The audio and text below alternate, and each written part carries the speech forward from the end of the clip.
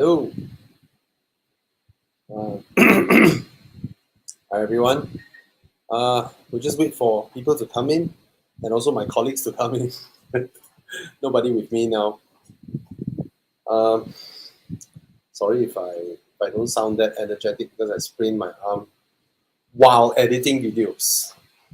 Oh, okay. All right, we'll just wait for people to slowly come in. If you're here, say hi. Please leave a comment and just say hi, and then I'll hi you back.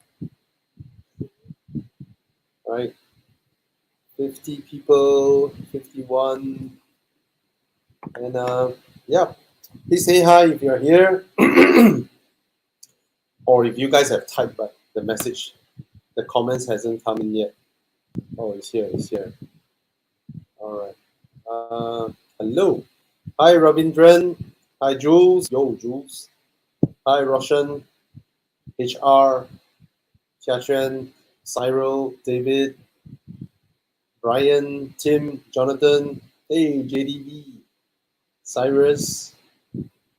Tim. Jensen. Oh, I miss you, Jensen. Fun drive. Mr. Lewis. Ellen. Hello, hello. Please come in and please help us share the video on Facebook. Please help us share around.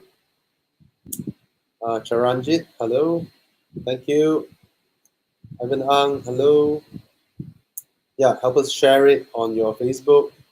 You know, whoever that needs help when it comes to buying cars, please come over, join us, ask your questions, and we'll try our level best to assist you. Oh my god, this secret lab chair. If I can take a picture right there, I have a cushion here, I have a lumbar cushion, I have a base cushion, so you know how comfortable it is. Right? I can't even sit for long hours here. This chair is just not worth the money. Hi, Mr. Harish. Hi, Sushi the Fat Man Gaming. Mr. Lewis asked, how was your trip to SG, Singapore? It was nice. It was lovely. The best part is Dempsey Hill. I would say, actually there's a lot of best part. Hi, Lawrence. We went into Singapore at like 6:30 morning. Jonathan was like, my secret lab sucks too. My Gen 2 seats are much better. Exactly. Hi, Sin Yong. And we went in 6:30 in the morning because we need to rush to Dempsey Hill to secure ourselves a parking, as told by our Singapore friends from Evo Club Singapore. And yeah, Sean Tan was there with me, and Jerome was the guy, was a Singaporean who helped me shake the car, right? So that was a fun thing I wanted to do. Hi, Jackson. Hi, Gopal. Hey, what was that? Oh, Jiang. You were trying to show something. Oh yeah, that's my car parked at Dempsey Hill. Yeah. So Dempsey Hill is a fantastic place. It's on top of a little hill, and there are beautiful restaurants and cafes surrounding that place. Free parking, and the cars just turn up one by one. One by one, they just turn up. Just park there, have breakfast, alfresco dining. Oh, this is super cool. This classic car, right, he kept it in the look whereby it almost looks like it just got exported out of Cuba. So for those who don't know, if you go to Cuba for holiday now, the entire streets of Cuba are filled with cars like this one, the blue one. Why? Because the United States have sanctioned their neighbor for close to 70 years now. So the entire streets are filled with cars from the 1950s. And because of these sanctions on Cubans, where no country can export their, I don't know, TVs, refrigerators, cars, and all that, right? almost everybody in Cuba are really good in fixing stuffs. They are that good in fixing cars, fixing TVs, fixing refrigerators. They are very adept at it. All right, so this Singaporean guy who has a lot of classic cars, this Chevy Impala, if I don't remember wrongly, is in lovely period correct condition. And what makes it unique is that it is a frameless B pillar car with 4 doors. There are 4 opening doors, but it's frameless B pillar. It's amazing, amazing, and it's huge. Right, it's a very, very long car. All right, and then we went to Alexander Road, look at all the car dealers, and then I was lucky enough to go to that vending machine tower where all the cars are displayed. And then the owner, Gary, which is a very nice guy, he brought my car up the vending machine. And then, of course, I asked him, you don't have to vacate any of your cars. Yeah, that's me sitting in my car being loaded up 15 stories high. It was a surreal experience. All right.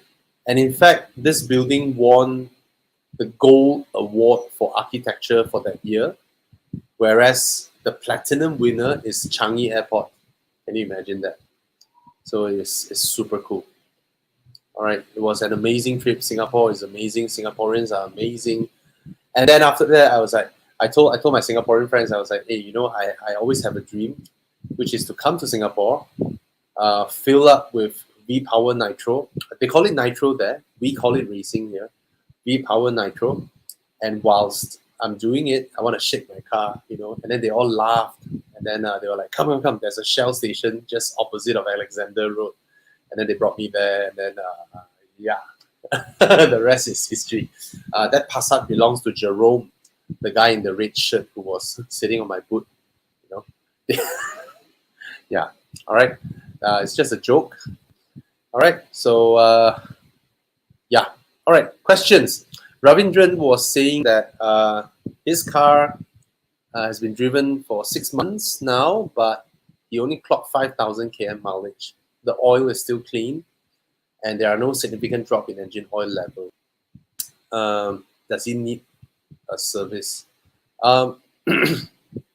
Actually, for modern cars, if you use fully synthetic oil, technically, if you don't do any hard driving, your oil can easily last you 20,000 km or more than a year. There shouldn't be any issues. But of course, oils aren't, they're not something expensive, right? Let's say it's, I don't know what car is it. Let's say it's a 5 Series, 2-liter turbo. At most, you're going to use like what? 5 liters, maybe 6 at most. And that's about it. 1.5 bottle costs you about 500 ringgit. And then you change your filter. Filter costs like what, 100 ringgit? That's it. So it's up to you. It's all right. You can top up your engine oil level. If it is 70%, you can top it up. But generally, they are fine. They can be used, for extended period of time. All right. But I'm a bit anal. I changed my engine oil about 5,000-6,000 km, and I changed my transmission oil about 30,000-40,000 km.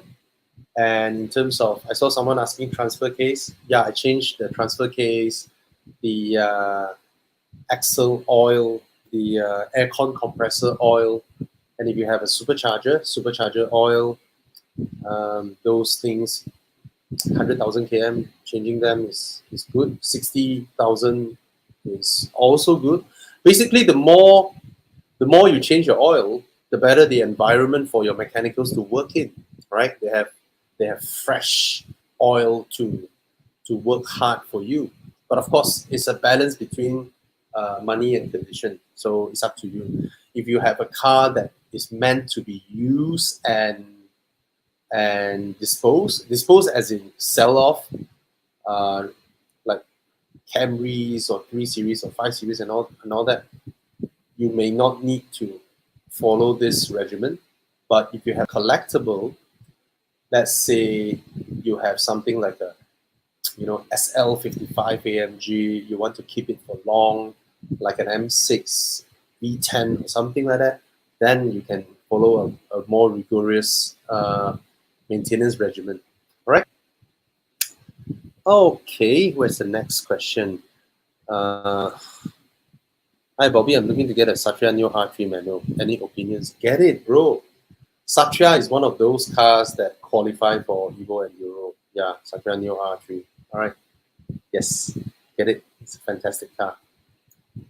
Just that if you're very tall, be mindful of the sitting position, because that car, somehow the Proton engineers, you sit very high in that car. There's throw the seats away. Yeah, throw the original seats away. Just provided the R3 comes with Recaro, I have no idea.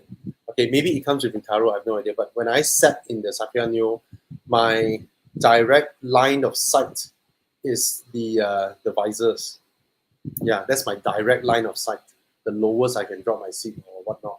So the original ergonomics of the seats are crap. So, but I don't know, if maybe the new R3 comes with Caro seats, then that could be different. All right. Yeah. All right. Hi Bobby. Just want to ask. This question is asked by Wiki Yap. Just want to ask, what would be your choice between Civic RS, Golf MK8 R-Line, and Mazda 3 hatchback H Plus? Maybe not the same segment. They are the same segment. They are actually the same segment. I believe the cheapest here is the Civic RS. It's also the largest. It's also very, very well equipped. It should be the best equipped here, if I'm not wrong. I could be wrong. All right. My favorite out of these three is the Mazda 3, but it is the one with the narrowest of talents. Basically, it is the only car here that doesn't provide adequate space front and back. It is also the only car here that bumps your rear passengers around on bumpy roads. It is also the only car here with very bad visibility for rear passengers as well. They might get claustrophobic. And if I'm not wrong, it is also the car here with the least boot space. But it's my favorite. From the way it looks, it doesn't look like something that comes from its segment. And the way the product conceived, because the car maker was willing to forego a lot of practical stuffs to pursue a very unique driving characteristic that keen drivers would appreciate, or drivers who are accustomed to rear-wheel drive handling would appreciate. So only the Mazda 3 drives like that here. Whereas the Civic RS, not only just the design looks like an Audi, the way it handles totally feels like a VAG Group car. It really feels like a VAG Group car. Whereas the last one will be the Golf MK8R. I believe this has the best balance in terms of ride comfort and handling. It should easily be the best. Hey Bobby, Hey, Thana.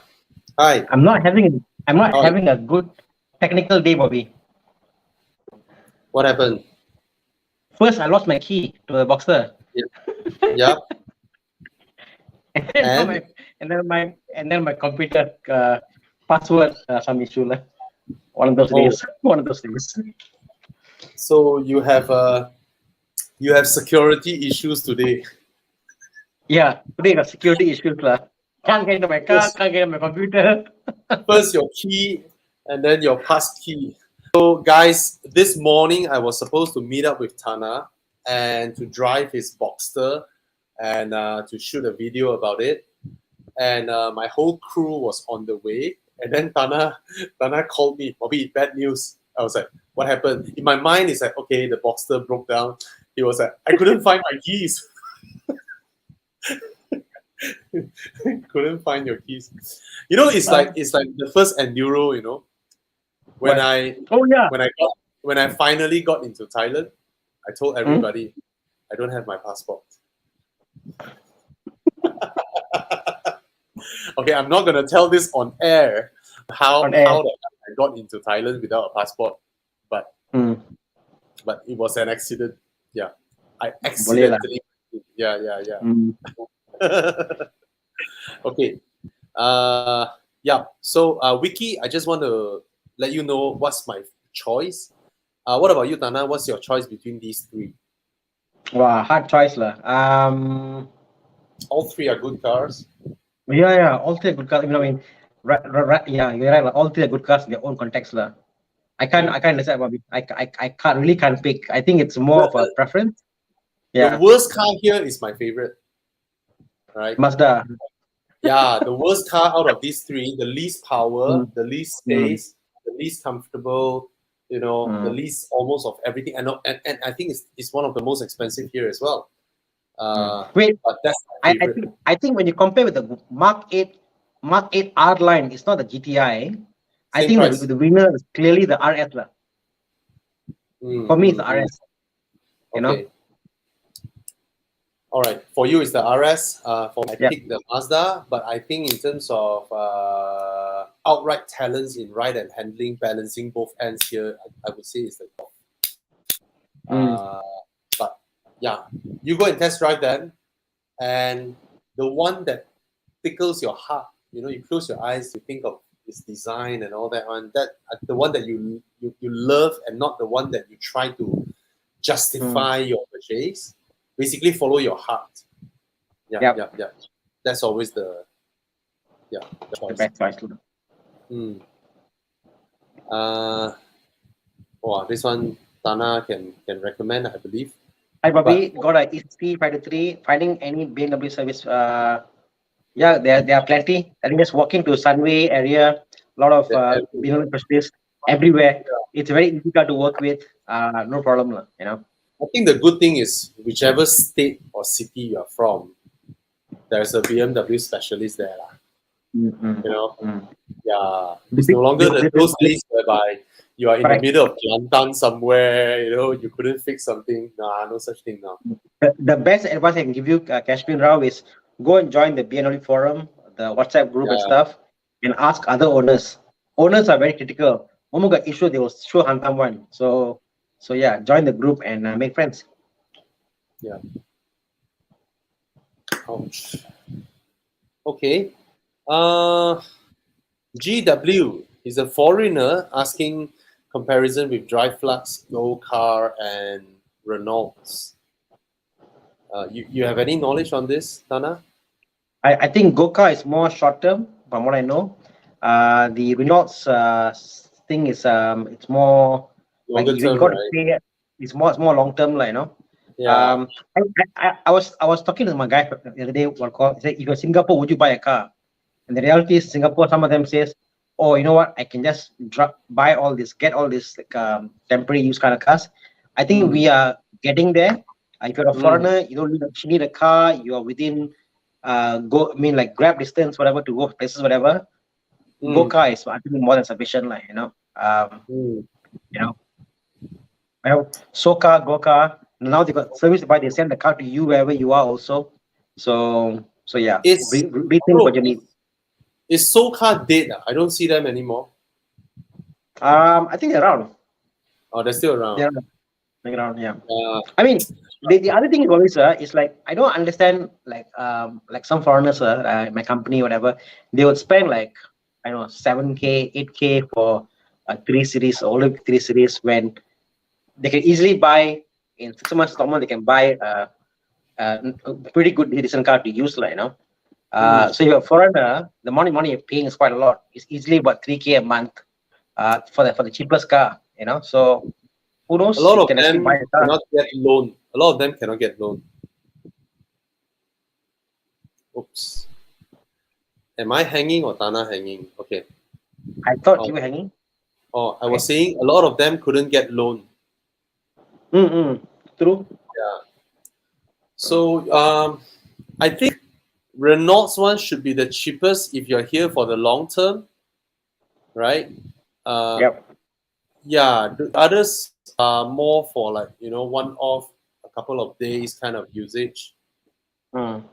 Yeah, you see, six Wow. thousand nine hundred per month, two Wow. thousand per month. Yeah, yeah, they're not cheap. They're not cheap.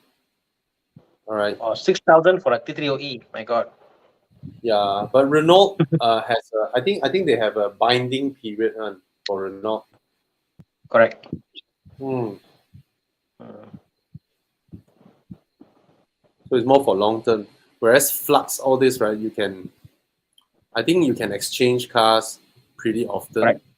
so Mm. you can have some Even fun with even them. even Renault, if you are on a package, they allow you to change to a different car to suit your Hmm. requirements. And they're linked up with Nissan also, near Navara and Oh, stuff. Yeah. yeah, Mm. but it's not very appealing. You look at Renault. Okay, that's the capture, No. and then on Nissan side, there's the X Trail. Almera. Yeah. Sad to say, I think like Nissan is trying its best to keep be relevant. And I think Almera saved them. Almera saved them with all the Grab cars and cheap cars in Malaysia, So Hmm. I'm looking forward what they'll do next year and with more new cars coming, But yeah, Hopefully lah. Hopefully lah. hopefully But come I back, don't think. Nissan, come back.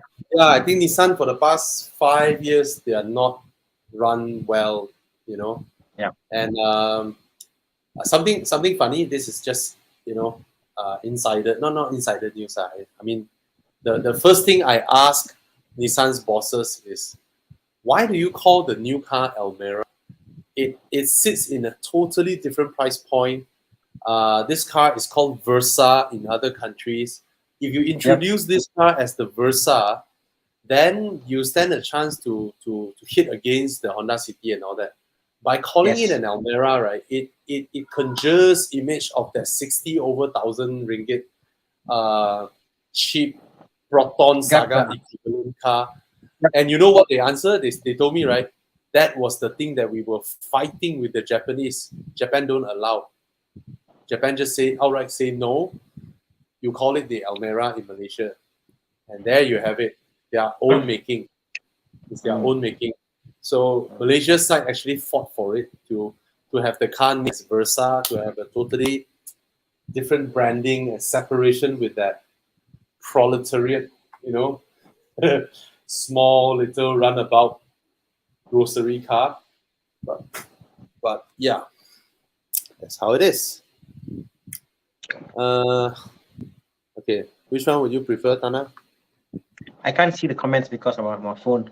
Sorry. Oh, I'm So I was sorry. I'm checking for the sorry. two. Okay, I'll So, read it so, out. so, no, no. I can read it. Sorry. 2012-13 was an EOS Golf 2.0 convertible. Okay.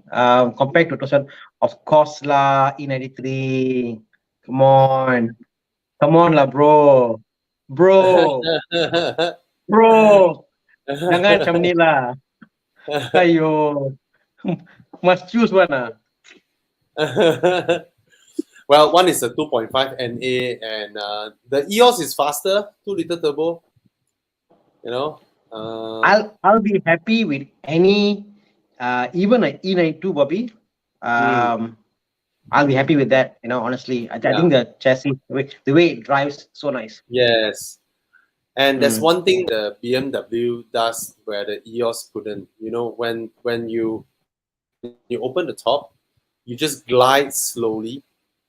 There is an air of elegance in the BMW which the EOS doesn't carry. Especially the facelift. The facelift, they gave it the Mark 6 front, right? It just looks so ubiquitous. Put it this way, anyone buying an E92 or E93 today are for sure going to make money in the next 1 or 2 years. For sure. You can't lose money. You're making money. I can't say the same about the EOS. So. Well, the EOS is at rock bottom also. It's like 50,000 now. No, but it won't go up. But it won't go up. My point is that's the bottom. It won't. No, but the BM, there's a cult, there's a following. I would love to have one also. I think it's a great car. I think the EOS would end up being stuck at that price point similar to the first and second gen Mercedes SLK. Like perpetually they are stuck at 50,000, no chance of going up. You know. Whereas the E93, I believe if you are able to get a 335i, I saw one sale for like 80,000. So you're paying like 15,000 more over the NA ones, but the 335i will go up. Yes, he said you will go for Yes. 335i. Good Yes. choice. Team Go for Wong, the you made an 335i. excellent choice. Yes, go for the 335i. All right. All right. This one. Power. TTRS 63 M4. Oh, please get the C63S. It's the I last agree. of its time. 4-liter V8 bi-turbo. It's not as cool or as fast as the TTRS, but it sounds the maddest here. It has a lot of character in it. If you want the fastest out of here, no doubts about it. The TTRS will just out these other two. You know. Yeah. Totally agree.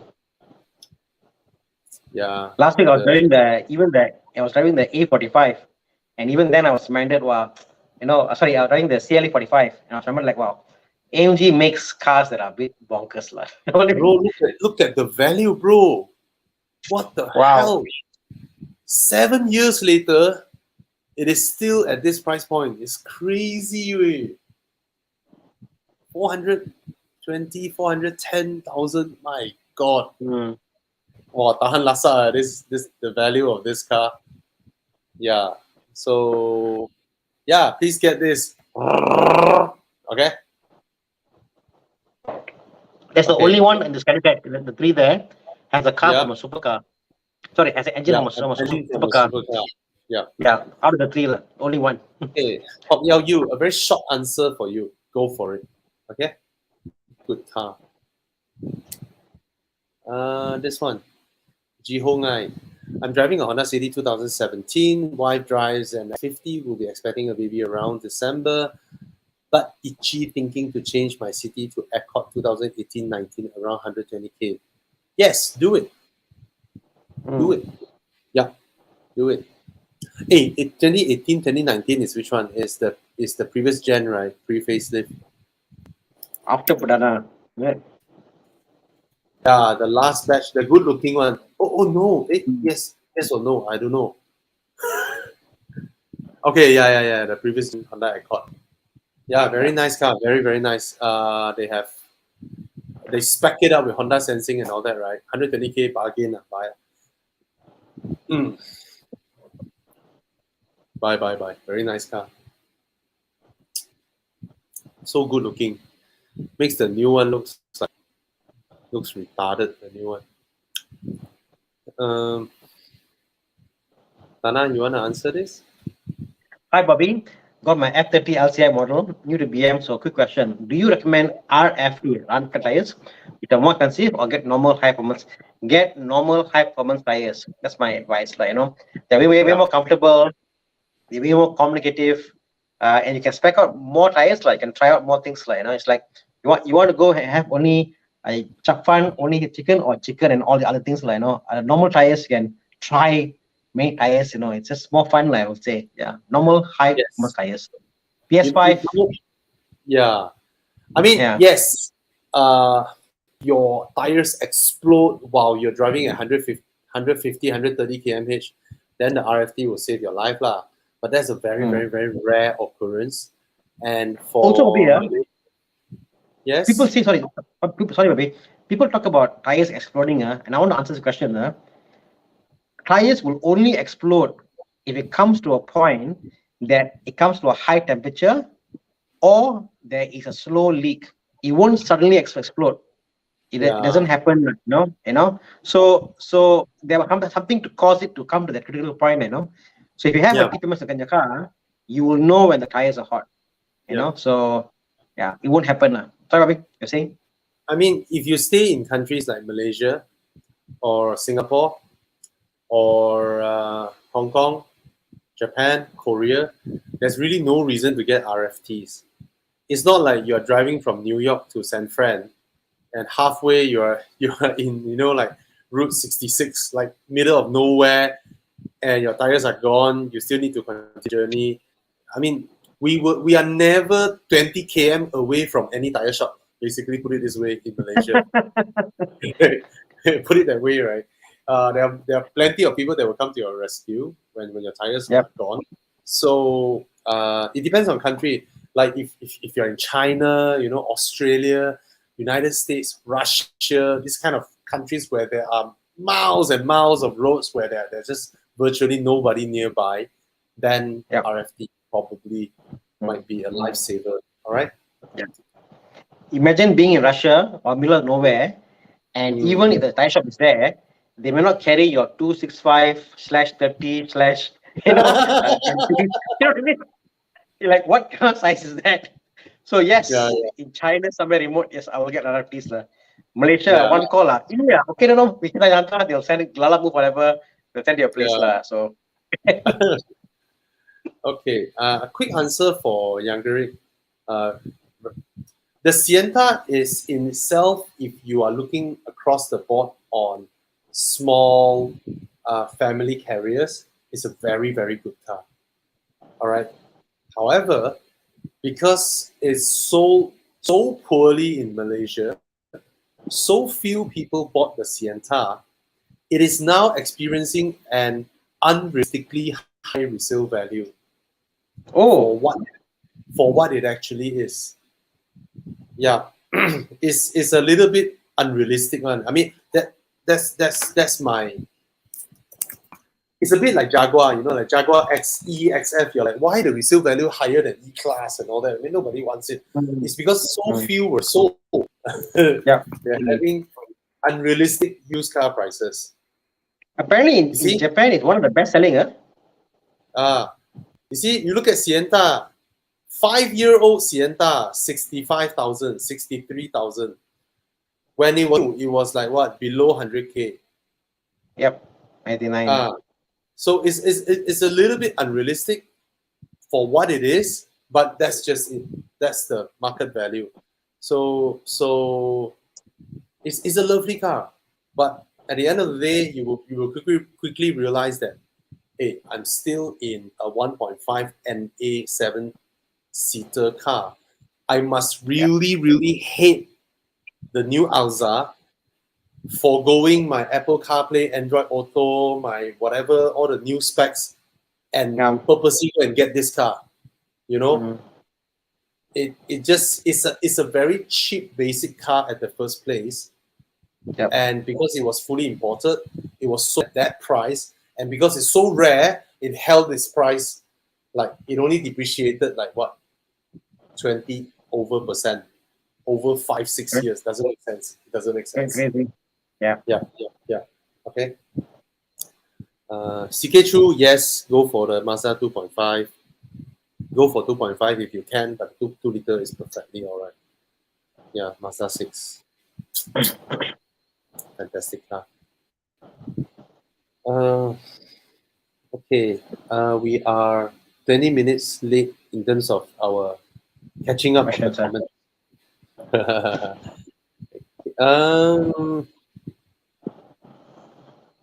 Yes, Minhua Chua, RX is a very good long-term, comfortable, long-lasting SUV.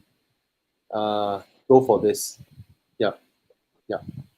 You want to add anything, Thana? Nah, it's Okay. Lexus lah. Yeah. If you want to own it for long-term, it's a Lexus. Yeah. Okay. This one. Thank you, Harish. He said, love and appreciate the weekly lives. He has a budget of 450,000, considering 2018 CLS, 2018 A7, or the Range Rover Sport SDV6 3-liter supercharged petrol. Any other suggestions? Very big range, yeah. Yeah, I mean, a lot of people buy cars based on budget. So, I've driven the CL50. I don't like how it drives. There's a weird aerodynamic issue with that car, which the E-Class doesn't experience. When you're driving at 150, 160 on winding highways, if a car cut into your lane, you apply a heavy braking, the car's tail gets unsettled. So it is something that if you are in a 80,000, 70,000, car, having this kind of behavior is acceptable, but not in a car that was originally 700,000 ringgit. And the previous CLS doesn't have this, and the E-Class also doesn't experience this. So I experienced it in two CLS. So it's not a standard issue whereby that one CLS was like that. Both CLS also have this behavior, which I think maybe you need a ducktail spoiler or something like that. But it shows that the fine tuning of its handling towards the higher speeds are not done well. A7 is Audi, is Teutonic, is fantastic, and this is the new generation A7, I believe.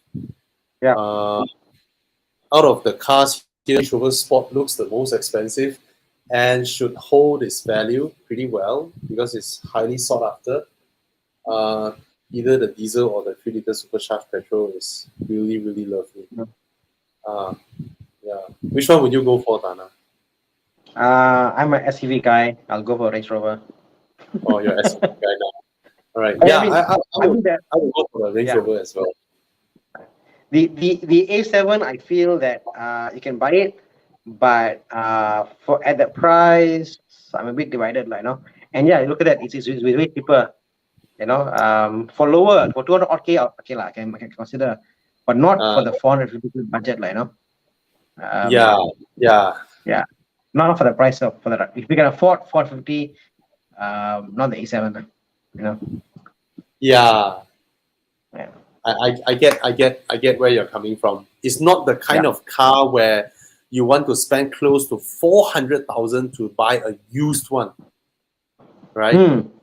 Right. If it is new, then it's worth 400,000 or 450, right? But when it's used, spending close to 400K on it, it doesn't seem like a very wise choice, and you will burn off 200K very, very, very quickly. I would rather buy a brand new XC90, honestly.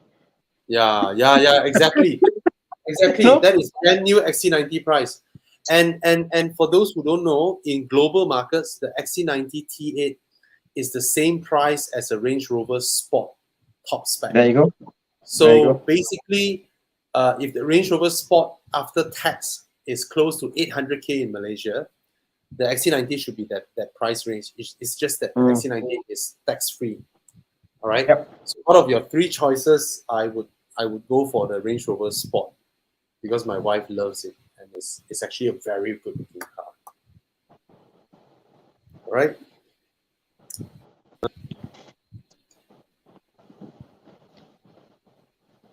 Wow. Bobby, thanks. I'm driving a Peugeot, already 7 years, and my warranty expired. Now in SC, they changed the 6-month servicing to 1 year, like other European cars, from Ravindran, Teyaga, Raja. I mean, they could change it, your car after auto warranty, but you can go and service whenever you want to. There's no, they can't stop you from servicing. Yeah. But if your car is out of warranty already, there's no reason to go back to the dealer, to be honest. There's really no reason to go back to the dealer, provided you have some really, really serious technical issue that other people couldn't solve out there. Yeah, if not, why pay double? Right? The Peugeot, Bobby, I believe when they took over, some of the cars were given extended warranty, like 8 years, whatever. So Ravindra, I would say just go check out your particular car. I know that some cars were given extra warranty. If you still got warranty, then go for it. If not, you can try other places, and service as often as you like. It's fine. Okay, quick answer. The Kia Sportage is a good car. It's a good drive. Right? It's very all nice. The Sportage, Toronto, all these cars are fantastic, man. Yeah, and looks like a Macan as well. The Tucson, I feel like even today it looks modern. If you think about the design of the Tucson. The Tucson, Yeah, that's a nice car as well. Sorry, let me fan in my, it's drying my eyes. Yeah. You know what, Thana? I sprained my shoulder today while I was editing videos. Skip. Today I saw a video clip. They said, "Do you know why Tony Stark in all his movies in left shoulder he will always like injure?" And they never answered the question. I'm thinking about that thing there. And then today you hold your shoulder. I'm thinking, why Bobby? Shoulder is rubbing it. Something wrong. Yeah. It's like I was editing video, and then suddenly I want to stand up, right? Like, whoa, there's a sharp pain. And I think I pulled my muscle or something. I think it was too tense, you know. You know what they say, right? Dreams don't work unless you do. No, I just have to work harder now because I foresee that the economy is going back. I mean, I believe it will go downhill in the next 1 year or so. Anyway, this is a long topic. Do we want to talk about road tax? Simple answer. Always, road tax is tax. That means they should tax on a dollar value. That means they should tax based on the value of the car. Sum insured. That's my view, you know. Exactly. It should be taxed according to the sum insured. And I totally don't agree with the current policy of giving road tax free, giving road tax free to electric cars. You know, I really don't agree with that. Doesn't make sense. I mean, someone who can afford a 400k car, 300k car, 200k car doesn't need road tax exemption. And the worst problem is all EV cars are not accessible to the yet. Right now, to the general public, isn't accessible. It's not cheap yet. So all the benefit giving is giving to the richer society, which they can afford. So why? What do you get by doing this? See, the thing is this: in a country, in a society, right? Every form of tax is an excuse to take money from the rich. No, I don't mean richer to the poorer, to basically help, balance things. And then it's the economic economy. And then they put all sorts of excuses to mask the intention, emission, heavier car, actually at the end of the day, it's just to tax those who have more. People forget, people forget, Bobby, that tax is on a scheduler basis. It's not like they say, oh, everybody pay tax 10%. No, the more you earn, the higher rate you get taxed. Not only bigger amount, but bigger percentage. So it's that was the idea behind it. The richer pay more tax, So Thana, since okay, I don't want to ask this question again. Later I cannot shoot. What? Tell. No, it's like oh, if you pay your taxes, then you get your eligibility for loan from your taxes. You know. Yes. It's like a reward back to you, right? So, yeah, but okay. I know. You studied finance and accounting. I'm just saying from layman terms, Yeah. Yeah, I pay my road tax. Well, why can't my road tax be added to my tax loan eligibility? Yeah. Anyway, yeah. Okay. Very short answer is one of the best cars for sale out there now, the Kia Carnival. The only car my kids still ask about is the Kia Carnival till today. Yeah. Same thing. My kids was asking me, "Where's that dark red car that you brought back?" They love it. Everybody love it. I love it as well. It's a fantastic car. So go for it. There's no competition. Price point wise, build quality, everything. Yeah. W218 is the CLS, right? Is it? Yes. So it's the beautiful CLS, right? Yes, please get it. The previous gen CLS, please get it. It's the best car, in my opinion, best looking. out of this. Sorry? Best looking CLS. Yeah, it looks beautiful. It looks absolutely beautiful. It doesn't have a how do I put it now? It has a engine. I mean, it's 3.5 NA. That's it. You know, if you're talking those with the similar price point with an F10, you only get a Mm. 3.5 CGI, which means really high road tax. But if you are able to get the CLS 400, which is the updated one with the 3 liters straight V6 supercharged engine, that is a fantastic car as well. But the price point is almost double. Yeah. Oh, look at the shooting brake. Oh, it's Mm. such a beautiful car. It's such a beautiful car. What a beauty! This car is a beauty. Yep. Mm, one of the prettiest car. Okay. No news on EV6 availability. Uh, oh, Thana. Hey, Victor Bobby Tan. Thana. Saving up for my first car, maybe 3 and 5 years later. Thank you, Victor. I'm contemplating if an E39 LCI is a still good option. Should I head for the F10 LCI? Of course, newer is better, lah. Mm. The F10 is just Dead so easy to refined, maintain. easy Super to easy to maintain. maintain. Like I give you an idea, like E39, like you break Mm. one latch, whatever. You go on internet, hey, you got this, you got this, to the point Yeah, that if yeah, you have the E39 that's sorted, the prices are yeah, double than what is not sorted. It's crazy, yeah, Robbie. A sorted one is twice the price of not sorted one because it's so hard yeah, to find one that's sorted. It's yeah. but if you got a good price for it, go ahead. The E39 is nice, it's cheap to buy and may run the car. It's a good first car, I know. I think But if the you can sell, problem I think the problem with the E39 is this. A, mm, a nicely kept one mm. will not be affordable, Yeah, correct. A nicely right? kept one, the price, Bobby, you add another 10, 15K, you could buy a first the pre LCI F30 already.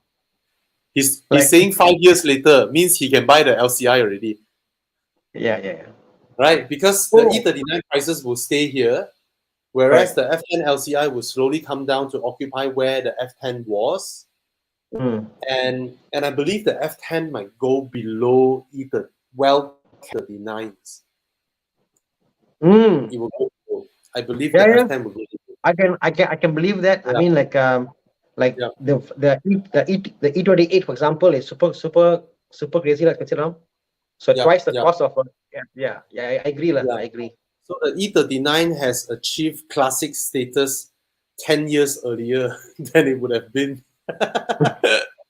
Yeah, because it's so sought after. But the Mm. problem is that you have a lot of crack pipe E39s trying to sell for uh, okay price, Yeah. you know, and they're out there, and you just have to go Mm. through And what and one what by I one, and, one by and one. what I've Yeah. learned, Bobby, is like for example here, like okay, let's just go Mm. down for a watch here. Go down. Okay, you saw earlier the red car and the button below. Now I'm not Yeah. saying anything. The CPU and the CKD unit is so Yeah. different. The CPU come with electric seats and stuff. Although 2.5, we think Mm. we go for a better one, go for 2.8. But sometimes the CPU actually is way better options, So like Yeah. to navigate through all this CPU lah, CKD lah, what year lah, what engine lah, Yeah. Even Yeah. myself, I'm still learning a lot to learn.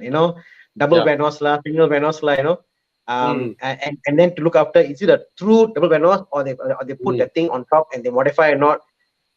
Yeah. Yo, And not it's easy. a stupid era where BMW has 523 that is 2.5 or 523 that is Mm, mm, mm, 2.2 or whatnot. 520 that is 2.2.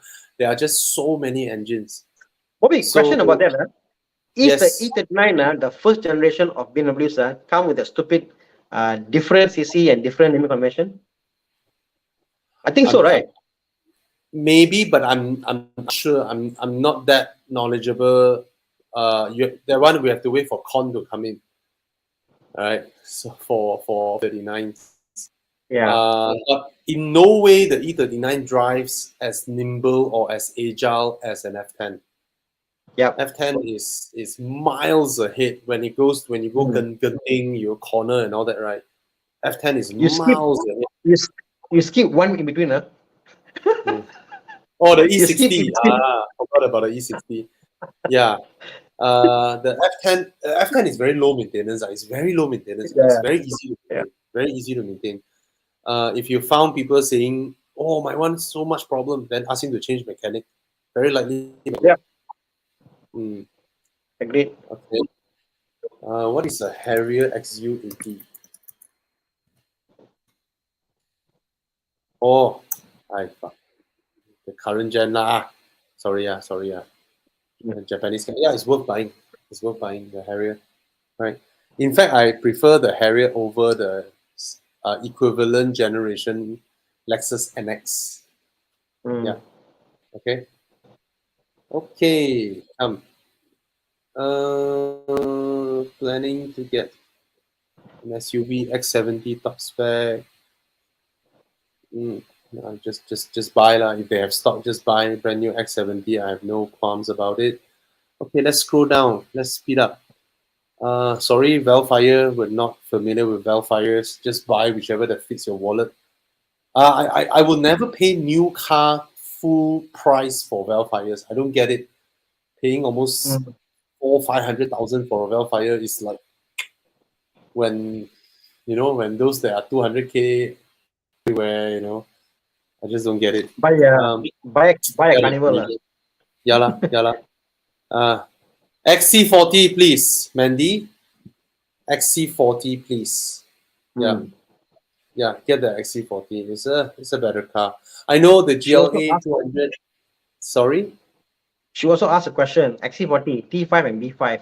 Wow, Which is better? if you can find T5, just get the T5. If you can find T5, get the T5. If I'm Mm. not wrong, they are no longer available because Thomas bought the very last unit in Malaysia for brand new. But if you can find a used one, then we go for the used one. All right. Mm. Um, GLA 200, I know lah, the interior very. You have all the ambient lighting and all that. It's more appealing to ladies and all that. But in terms of, I would say long-term usage and all that, your XC40 is wonderful and it's a Mm. beautiful car. Unlike the GLA, GLA is horrible looking. Okay. Yeah. Yeah, my brother's Accord. Why? It's an ugly car. Lor. It's a freaking ugly car. Yeah. No, my brother just had a brand new Accord. Yeah. Oh. He wanted the Camry. No, it's his company car. He's a GM, right? Oh. So Ah. he wanted the Camry, Mm. but there's no stock. So his only option is Camry or Accord. He got no third option. So Oh. so he was forced. Okay, Forced. he's a Honda guy. He had an Accord Euro R back then. All right. He has always been a Honda guy, but even he also said this current gen Accord looks like crap. Looks like a piece of shit. Yeah. Okay. Currently 25. I just got myself a 530i LCI. Blah blah blah blah blah. Okay, let's read this. I'm currently 25 Okay. years old and just got myself a 530i LCI. Wow, Wow. successful. Nice. Everyone complains sakit belakang, so I decided to book a CRV 2-liter for daily use. 140K to swap with my CP. Any other options? Mm. How is it that 530i LCI gives you sakit belakang? I don't get it. It's so comfortable. Mm. Yeah. It is so comfortable. Unless yours is modded or your shocks are weak or it's No, I it's mean, it's all what if you got the CRV and then those people who sat in your car still complain sakit belakang, right? Bring them to a Cairo. I don't think it's the car's problem because the 530i is so comfortable, yeah. super 530i comfortable. is like Yeah, almost a 7 series. It's just so yeah, smooth. yeah, yeah. Thinking of getting a C63 and slap on a C180 badge. You know what would be? You know what would be courageous? You get your What? C63 and then you go and change your body kit to C180. Wow. Then you are up level, man. You are that's proper. And then you change your rims, to those 17, 18-inch C180 rims. And then you put some unsuspecting land sale tire on your C63. Then it will be baller, man. The moment someone imagine you see a C180, right, with land sale tire, and then suddenly go. That'll be baller. I think with the land sale tires on 63, he may not even get off the traffic light. He may just spin But that's out the of whole control. point. Like that. Yeah. Oh, yeah. Okay, Ivan Kong adds in tires exploding due to high temperature. Yes, like Thana Yeah. says, but mostly Yeah. due to low tire pressure. The air acts Correct. as a heat sink to absorb heat from the rubber and the Yeah. tarmac. All right. Mm. So be mindful of your tire pressure. So get a TPMS, even if you don't have one, So, install it. Very, very important. yeah, a lot of people underestimate how much higher your fuel consumption will be when your tires don't have enough tire pressure. You know those swimming pool, what do you call that? Those donut that children use The when they pool, the pool noodle, no, not the pool noodle, the round one where you have to blow air in and then they go in between one. What do you call that? The buoy or what not? the buoy. Yeah. The buoy. Life Okay. preserving. Okay, yeah. Yeah. You try and blow one till it's max and then you roll Yep. it versus you let go some air where it's a little bit soft by the side. See how shorter a distance that it rolls. Then you know how much higher your fuel consumption is when you don't have enough tire pressure in your tires. Mm. All right. 2060 is it high maintenance? It certainly is not low, but I wouldn't call it high. It's a fairly modern car. Yep. But if it is the Ford dual clutch gearbox, then 我不知道. I'm not sure about the gearbox because this was the transition period where Volvo has like multiple different drivetrains. This year should be the Drive E engine, but I'm not sure if it has any ISIN gearbox because all I remember towards the later part of this car's run, they suddenly came in with a batch of Ford power shift gearbox. So if it is the dual clutch from Ford, it's bound to fail. Bound to fail. Yeah. Yeah. All right.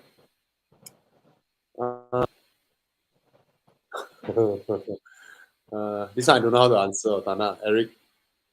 Okay. Is buying Others a French is buying car a with used 100 country car like French with mileage over 120. You have to buy. Eric Liu. Yeah, if it's No, Renault, yeah. I think cars after 2015, 17, they're all very modern cars. I think all cars, Peugeot, Renault, whatever. I'm surprised how reliable they are. It's like growing up, cars were crazy, unreliable. Like you buy a Peugeot, means confirm, got issue, whatever. But modern day cars are pretty good, Okay, yeah, you see what Chiang has searched up. These are the diesels. The 2.2 are diesels. Get them. They are reliable. These are reliable. All right. Maybe diesel hybrid. What is that hybrid? Yes, one and only car that was used by Peugeot management, and it's not only just it's Tana. It's not just a sports wagon. It is the cross version, which has a higher ride height. Well, the price dropped from 72 to 58K. Well, it is the one and only available in the country, but it's a diesel hybrid. So now you see the ride height. It's like a Audi all-road. This car is fantastic. It drives well. It's spacious. It's built with superb material. The doors are heavy. You close the doors, and the freaking idiots forgot about a cup holder on the center tunnel. You look at the pictures, you roll back the pictures. There are no cup holders on this car. No compartments on the center tunnel. It's like, what the hell are they thinking? They totally missed that out. when designing the car, but it's a fantastic car. The Yeah. ride quality of this car, it has that kind of E39 ride quality, you know, like very heavy, Yeah. very hefty kind of, yeah, and Mm. it's super My spacious. my my only problem with Peugeot and Bobby is that Uh, generally they have smaller engines for the car. They don't believe in uh, big engines, like no. So like you buy high mileage cars with smaller yeah. engines, I'm more reluctant, like, but like this car over here, this is a big Mm. engine. Yeah, this one is probably more And you know like what, no, but Anna? yeah. Mm, This diesel, right? The 2.2 diesel Peugeot 508, right? It mm. uses the Ford. Uh, uh, what's the name of that truck? Ford's truck. What the hell? Ranger, Ranger. Yeah, yeah. It uses the Ford Ranger's 2.2 diesel. Oh, very easy, Yes, and easy, you don't need Euro 5. You don't need Euro yeah. 5 to run this car. Mm. All right. But it should, And but it should. the diesel version has front double wishbones. Mm. Yeah, the petrol ones don't get that. Yeah, I'll get that, So Yeah. yeah. So My it's my good my value. my only thing with high mileage cars is always get the biggest engine you can get. They have got lesser Yeah. wear and tear. That's all. But 120,000 is hardly high mileage lah. It's a high mileage, If you but if I had an option, yes, Bobby, I will yes, still I go for agree. a bigger engine. Yeah. I agree. Versus Like like a one mm, one liter turbo, right? Yeah. like like a 20-odd-year-old E36 with 200 or Mm, 300 or 1,000 kilometers, 2.8 yeah. engine, is still Mm, reliable opposed yeah. to the newer cars because big engine, But Yeah, but but totally but fine. for those who have concerns with like Fiats and Peugeot and all that, right? You Yeah. just go Europe, you go to France, Spain, Portugal, Italy, Austria, Belgium. Try and find a Japanese car, right? Yeah. All the Mm. cars that are 200,000 km, 300,000 km, all of them are Renaults, Fiats, Volkswagens, Peugeots. They're fine. Skodas, Mm. Seats, Yeah. yeah, they're fine. But then again, they also have a higher number of diesel moving. They have a lot of diesels in Europe. Yes, They also got a lot of bigger and different engine options over in Europe opposed to us. The yeah. smaller engine options in Europe tend to be more of a city car. They use on city alone. So I think our problem Yeah, is that what we get in Malaysia is not desirable engine choice. yeah. But the Europeans, they travel cross country with their Yeah, little they do that. 1.2 Correct. liter 3-cylinder diesel engines. Yeah, Yeah, we don't have that. they go everywhere with them. Yeah. Okay, but of course, like Germany, they have regulations. Like Japan, every single car owner must send their car for assessment and tests, and you have to pass True. certain condition every single year is mandated, Yes, right? yes. You have to make sure I mean, if your car breaks down on the highway, you are wrong to allow your car to break down. All right. Mm, mm, mm. If you Okay. think about that, a car in Europe, a car in UK, for example, because of Yeah. MOT itself, the Yeah. car is well maintained. You know the car history, why they fail. So yeah, I guess you're right. Yeah.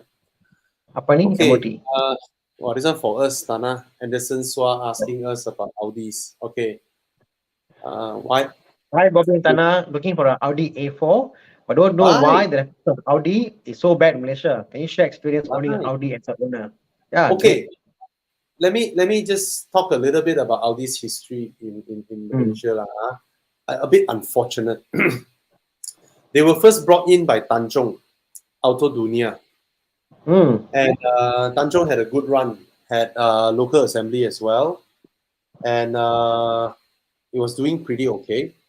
And then there comes the movement whereby Mahathir wants a lot more changing of hands in the car industry, because back then the car industry were basically dominated by those old Chinese families that were running the businesses for so long, and there was a policy from the government to want to have more involvement in more GLCs or whatnot. Anyway, so the one that we know, Euromobile, came in. Now, during the transition between Auto Dunia and Euromobile, because Auto Dunia knew that they lost the franchisee already, right? So back then, a bit of a cowboy kind of industry, whereby when you lost your dealership already, why should you take care of the guy who took it away from you, right? There was a bit of that kind of vengeance going on there. So I don't want to say too much, but it has something to do with after sales. Put it that way. Okay, it screwed up a lot of people, and people were very unhappy, and it left a bad in buyers when Euromobile took over. So Euromobile took over and was running Audi quite profitable because that was also the economic boom of Malaysia. After the 97, 98 thing, then 99, 2000, 2001, there was, another growth of, and luxury cars were selling. But even back then, Audis were quite rare because even globally, they were not at a scale competing with BMW or Mercedes Benz. They were more like seen like the afterthought, like Alfa Romeos, Volvos, Audis, and Saabs. They were seen as, the same ranks. And only until 2008, when Audi launched the B8 A4, the Walter de Silva design, that's when the whole world goes crazy over Audis. Within a short period of time, Audi doubled their sales, overtook Mercedes-Benz as the number two most sellable premium car brand, and were just inching within tens of 20,000 units away from BMW and poised to overtake BMW. That was the 2009, 10, 11 era, right? I think most Audi fans grew to love Audi from that era, not from my era where when I had my first Audi, the small grille, very squarish design, very understated design. So that era also sees Euromobile lost their dealership, their franchisee, and it was taken over by Audi themselves under Volkswagen Malaysia. And you know what happened? When you lost when you lost your dealership, why do you need to take care for the next guy, right? But that's not too that wasn't too as crazy as Auto Dunia days anyway. Then it was under Volkswagen Malaysia. It, uh, that was a bit like because Volkswagen Malaysia had an agreement with the assemblers, right? Some kind of weird agreement lah. It's a bit like I don't care how many you sell, I'm gonna assemble our agreed number. So there was a mismatch between. At first, it was all right. They were like, okay, no problem. Our cars are selling so well, Volkswagen. That was also during the 2009, 10, 11 era. At first, they were like, no problem, But we all remember what happened. The twin charge engine, the mechatronics of the DSGs and all that. Basically, the reliability issues of Volkswagens 10, 12 years ago caused a very huge downfall in their sales. And when the sales went down, there was a mismatch between retail and back end assembly. Like the assembly plant that was under contract say, I don't care, you contracted 10,000, I'm going to assemble 10,000. And front end, they can't sell that many because of all the complaints. That was when Volkswagen did their the crazy discounts. Remember, Thana? Yes, the Passat and all Yes, that. Yeah. yes. Now, during that whole thing, Audi wasn't registered as a separate company. Audi was lined up because to speed up the process whereby Audi can introduce their cars and just roll out to the market, they simply just put it as under Volkswagen Malaysia, and the cars they carry are Polo, Golf, Passat, Touareg, Sirocco, A4, A5, TT, Q5, Q7. So that was a bit of a thing. And at first, it was a smart move whereby they put it like that, and then Audi can immediately roll out. But it came back and caught up to them when the whole thing was so difficult to manage. Volkswagen Malaysia is like, okay, I'm giving up Malaysia market. And then they pass it to PHS, which is Porsche Holding, the current management. Now, Porsche Holding is the large dealer in Europe, the most successful car dealer in Europe, and it is also a company that is older than Porsche cars, Porsche Holdings. So Ferdinand Porsche has a son and a daughter, right?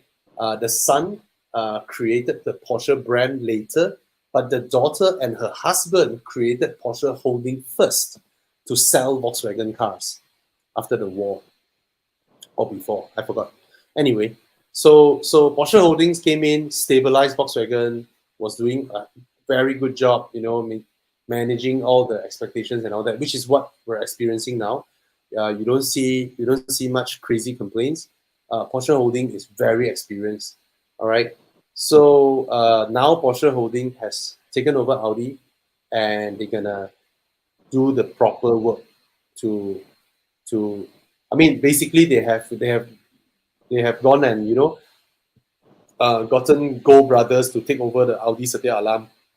So I believe Audi and Volkswagen now is in very, very good hands because Porsche Holding is a fantastic company. All right, so you can rest assured that hopefully Audi would have a smooth fortune. So it was all this series of unfortunate events that resulted in Malaysia is the one and only country in the world whereby Porsches outsell Audis, which is in the world. All right, Audi needs to have its proper place in Malaysia. I put it that way. But without local assembly, it will be impossible. And we hope Audi come back proper because they are a force to be reckoned with. Their cars are fantastic. Designs are fantastic. Yeah, so go ahead and buy one. I mean, I still love my Audi, and Thana still love Audis. Just don't know which, or when. Yeah.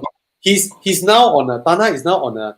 I believe, right? You are a bit like what, like you have been in your car ownership journey is a bit like I'm in corporate all these years. Now I want to be a cowboy. Yeah. And then you went all out cowboy. I'm at a phase now. I want to try different things, but Yeah. but the more I try, the more I want an Audi again. You know what I mean? It's like give me back my Audi. I want to be back home. You know what I mean? The home feeling. Yeah. Yeah. So And nice. guys, the next week or the next this coming Saturday, Sunday, then the next Saturday, Sunday, we are organizing the largest meetup of Audi RS. So do take note. I will announce all of that soon. So far, we have gathered a huge number of Audi RS owner. Unbelievable. Okay, I shouldn't oversell it. I mean, for Audis, it's unbelievable. Okay, Yeah. this kind of number for AMG or M is nothing, but Yeah. for Audi, it's like wow. And I hope we have a great event in the next Saturday. So I hope to see everybody. So it's not a closed door event. It's a gathering of RSs, and I think I would invite the S owners to get a special parking for S owners, and then everyone is welcome to come and at all the RS gathering. All right. So sorry for the long answer, Anderson. I just want to give. I don't think a lot of people know all this history. All right. Yeah. Okay.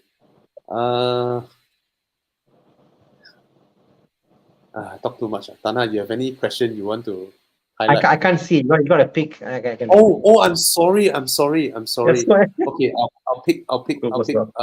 Yeah. Okay. Can you hear me? Wait. Blah blah blah blah blah blah. We can have Okay, this one. Pick one. Wen Kai. My 2018 GLC 250 is approaching the end of warranty by end of this year. Do you think it's worth to extend the warranty with Mercedes or get Evo Cup warranty? Just did a major warranty claim this year on the suspension and mountings. The car is at 32,000 km mileage. Okay, Wen Kai, I would suggest you, even though I want your, sorry, Thana, you want to say something? So low mileage. Yeah. Wen Kai, I would suggest you to first go with Mercedes, even though I want your business, Mm. because your car is fairly new, 2018, 4 years old, and you have very low mileage, 32,000. But I also know that Mercedes extended warranty is not cheap, but it's worth the money. All right. If something major happened, I'm not saying that Evo Club warranty isn't worth it. Evo Club warranty is a lot cheaper, but and it's not. But our Evo Club warranty is backed by RHB, unlike some others out there which are not backed by insurance. In terms of, you see, the thing is this: when you go official with Mercedes, right, you can do things like on the very last day of your warranty date, expiry date, right? Like, hey, bro, come lah, help me claim everything lah. Okay lah, bro. You know, he's just an employee who works in Yep. Mercedes, right? They would just put in the papers, everything, one shot, claim everything for you. And yeah, that I don't think is possible with any third party extended warranty provider. Third party extended warranty provider like Evo Club, there is a website that lists everything. If your thing is faulty and is listed, no questions asked, it will be changed immediately. But anything that isn't, you can't. So your car is still new, you go with Mercedes extended program. Okay. Chi Yang, Frankie Ong is asking why this live stream cannot share. Where are you wanna- watching this? You're watching on Horizon. You can Facebook. share. Oh, you can. It's able to share. Yeah. Okay. I mean, interesting you said, Bobby, because BMW external warranty Yeah. is not with BMW. It's with a third party. Oh yeah. They are provided by third party. Yeah. So Merc is with Merc Traveler. I'm not sure. I'm saying third party as in Evo Club or other brands of warranty out there. To me, if Mercedes contracted somebody but it's still under Mercedes, I will consider it as in-house. Yeah, I understand. Because very few, in fact, right, the 5-year warranty that most car makers provide in Malaysia, the 2 years is actually third party. Oh, The 3 years is factory. Yes. All right. You see, Derek was saying GMR is half the price of Mercedes extended warranty. Yeah. At the end of the day, right, if you just want something to safeguard your car just in case, right, our Evo Club warranty can do it really, really well. All right. No problems with it. You can ask anybody who have done a legit claim with GMR. I mean, I know a lot of people, if they miss their service schedule, they have their warranty voided already, they still try their best to claim, and then they will talk shit about something. But at the end of the day, if you did not violate anything, something breakdown is listed on the website, it will be covered without questions asked. All right. Okay. What do you think great about car, the man. Audi A6? Buy. Fantastic Audi car. A6 2012, 2013, 2016. Get the 2014 if possible. They had a refresh of their harness and their ECU module. Yeah, great car, man. One of my all-time favorite. Fantastic car. And I actually like this engine more than my current engine. The 3-liter supercharged is more responsive, more linear. I would say sound even better than my current 4-liter V8. The current 4-liter V8 is just too powerful. Too powerful. Yeah. All right. Ruma, 350Z. Why you bought of your Lamborghini? You're looking at 350Z. I think he has one, right? John, he had one before, I think. No, prices seems to go up because it fell down to irrational levels earlier on, right? It went down to like what, 30, 40,000 or 40, 50,000? Yeah, 50K. Correct. Yeah, and then they swung back up, right? I think it should belong in the price point of what, 80? It's a JDM car. It's a JDM spec car, like for all. It's still 50 plus. Yeah. You see, it should belong somewhere in the 70, 80s. When I look at this car, it should. But then 3.5 liter lah, people are taken But aback. I think people talk about the fact the car is only good up on tune and wants to do this and do that, no? But it's good looking car, like, ask me. It's a nice car. No, it's the how do I put this? You People know the are chasing power. Roadster, the 350Z, right? Isn't that what every people who driven the MX-5 and then complain that it doesn't have enough power? That's like the But perfect thing. everybody is comparing on paper power. Or Yeah. I can buy a BM and tune it much power. Yeah, the point is Uh, isn't about power. Not power lah. You know, they're looking at power per price you pay. It's NA not is that lah. different. NA is It's different. different. A big NA Yeah. is just lovely. Right? Mhm. 350Z. Okay. Uh, Thana, you want to talk about this?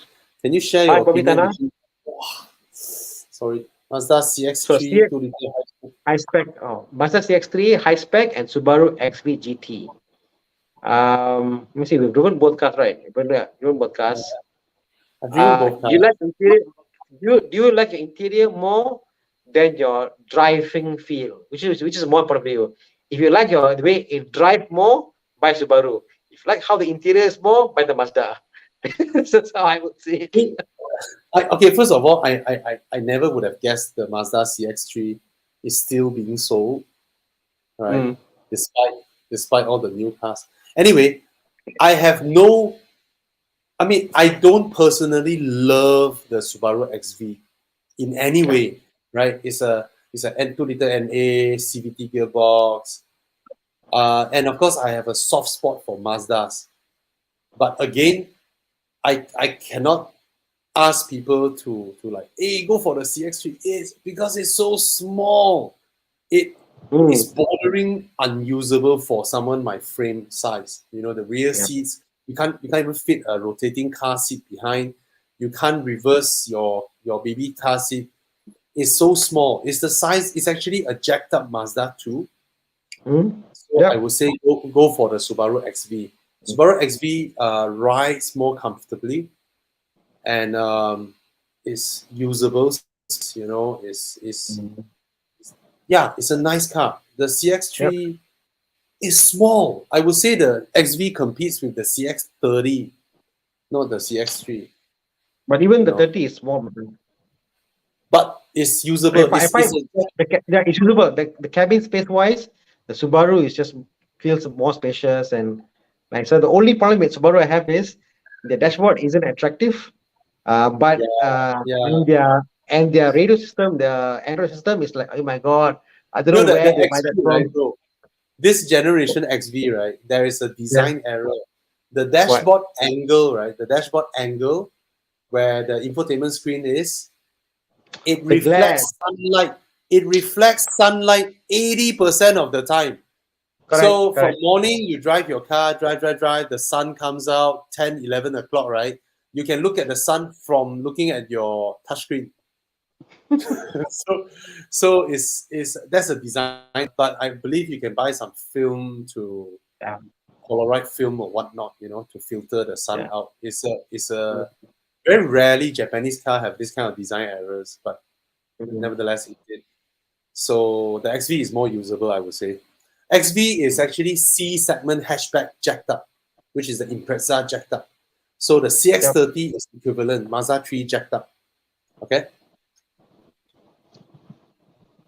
Okay, that being said, I drove the one is the first batch current gen. I'm not sure if it has been facelifted, changes has been done to the dashboard or whatnot. I'm not sure because I haven't driven this car I, for a I, very long I time. doubt. I doubt, but yeah.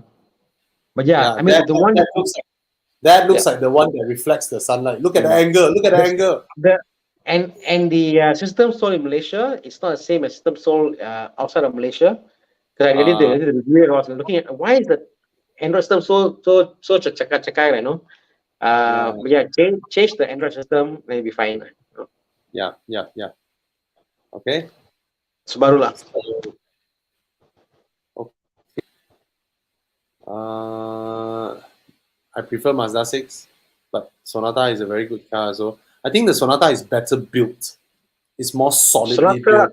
So Sonata is a car that I had a Sonata before, the earlier one. Sonata is a car that you look at, wow, it looks nice. Wow, nice, got roof line, all is nice. Then you drive the car, you're like, why? Why? You know, why? You can go straight roads, okay, but the corner, you're like, oh my god, it's everywhere. It's like, Yeah, why? because Why? yeah, because they only snatched BMW's M division head in 2018, if I'm not wrong. I see. So before that, all their cars don't handle well. Oh my god, the handling is just so bad. Yeah, yeah. Uh, ooh, 2009 3.5 CGI coupe versus 1.8 coupe. If you can afford the road tax, go for the 3.5 lah. You know, a big Mercedes coupe with a big engine deserves to be parked in a classic car show 30 years, 40 years down the road. Not a 1.8 turbo, right? And like Thana said, old car, big CC, give me the big CC anytime. Yep. Yeah. And naturally aspirated cars, right? They don't have the turbochargers, they don't have the intercoolers, they don't have the pipings, they don't have the, you know, they don't have all those auxiliaries running around the engine. Yep. It's just a basic intake manifold, and then your camshafts and all that stuff, and then an exhaust. But this one Like got CGI, like direct a big injection. a big NA, you put some decarbonizer, you clear the MF sensor, vacuum leak, the car suddenly like, wow, brand new car already. That's it. And when you change the exhaust, it rewards you when it's a naturally aspirated car. Yes, yes. Yeah. So if you can afford the road tax, please go for the 3.5 because it's very rare. And trust me, if you plan to keep this car like 15, 20 years down the road, right? The big CC, because big CC Mercedes coupes have their place in collector's heart. You look at all the SEC 500 versus 280, no challenge. The 500 has the value. All right.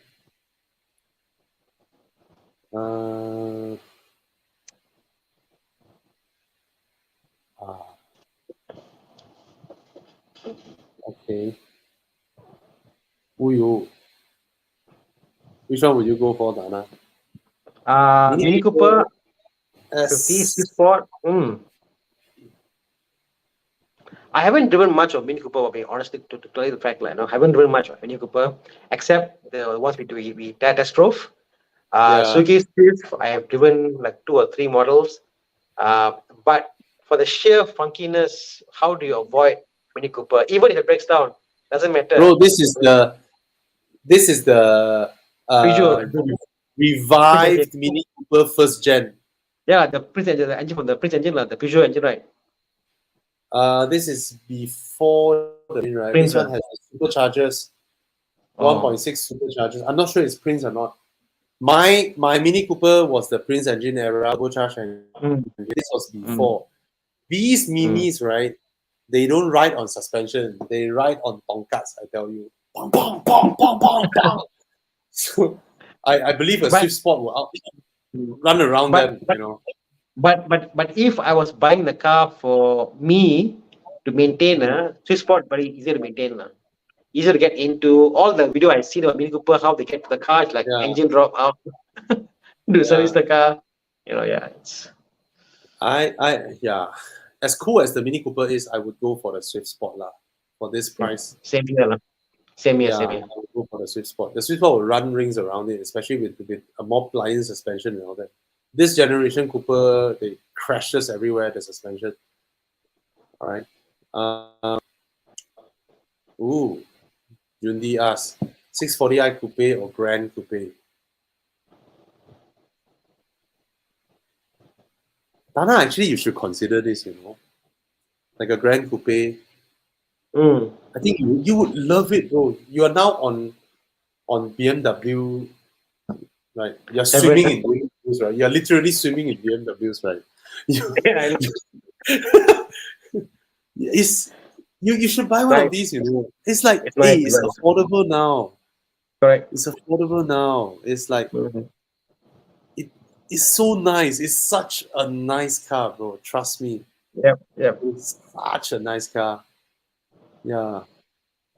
I think go for the Grand Coupe lah. Grand Coupe still looks so sleek. It looks prettier Yep. than the Coupe, in my opinion. I think so too, lah. Mm. Mm. And the rear seats are usable, Mhm. as opposed to my Rapide, which is not usable for adults. Mhm. The rear seats of the Grand Coupe, adults can sit in. I sat in one. Is reasonable. Yeah, and it's cool, man. Four frameless doors. Yeah. This whole generation, I tell you, the Yeah. design of the BMs is, I don't know, like, it has its own place, lah. It's like not linked to anything else. It's just by itself, and it's actually Yeah. good looking. Good looking. It's super nice. It's super nice. It was the Mm. era where who's that guy? The American. He's the famous. What am I? The famous. How can I forget his name? Oh, Huh? Oh my god. American, famous. No. The Fiat Coupe designer. Oh my god. Chris Bangle. Oh, Chris Bengal. Ayo. I'm missing stuff. Wow, I hit too hard. Shit. This was the era where Chris Bangle resigned and then he's leaving and then passing the helm over to Adrian Van Hooydonk. Mm. Adrian Van Hooydonk. Yeah, a lot of the stuff that Chris Bangle established was still there, and then it's Yep. nice. Yeah, the cars are nice. Buy the Grand Coupe, alright? Buy the Grand Coupe. Hi, Bobby and Thana. How about your opinion between the 2019 NX 300 versus XC90T? I'll get the XC90T anytime. It's a car worth 3 times more, in my opinion. All right, No question about it. Yeah, it's a different build, totally different. Tana, you want to give advice on this while I go and get myself Hi, some brothers. Have been drinks? eyeing to purchase. Hi, brothers. Want to buy a TT Mark II Coupe? Should I get the 208 models? It's cheaper than 209 to 211 instead. No particular. I don't think there's any particular swing to this line. I think it's just the issue of um, engine options, quattro not quattro. Honestly, to me, if you get an older one that's quattro, I'll go for the quattro. If you get TTS, all the better. It comes with forged internals. So yeah, I wouldn't be too much concerned about this, Yeah. So the question was to get 208 or 209.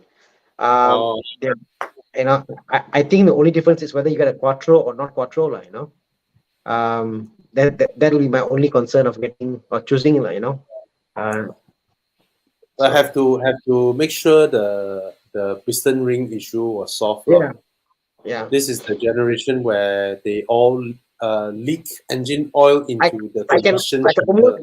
I can almost guarantee you this car has gone through an overhaul. And those kind of years confirm it's Right? been done.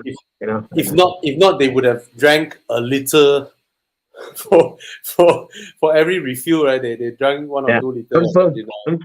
confirm, Yeah. Yeah. You can't avoid Yeah. it. Can't avoid it. Okay. The question you should ask is ask the owner, when was the rebuild done? Yeah. If the owner When? is like, what rebuild? My car got no issue, then don't buy. Don't buy. Ask the owner, say, oh, actually done 3 years ago. Very good. Yeah. Send me up. But very likely it has changed hands 2 or 3 times already. This kind of True. car, right?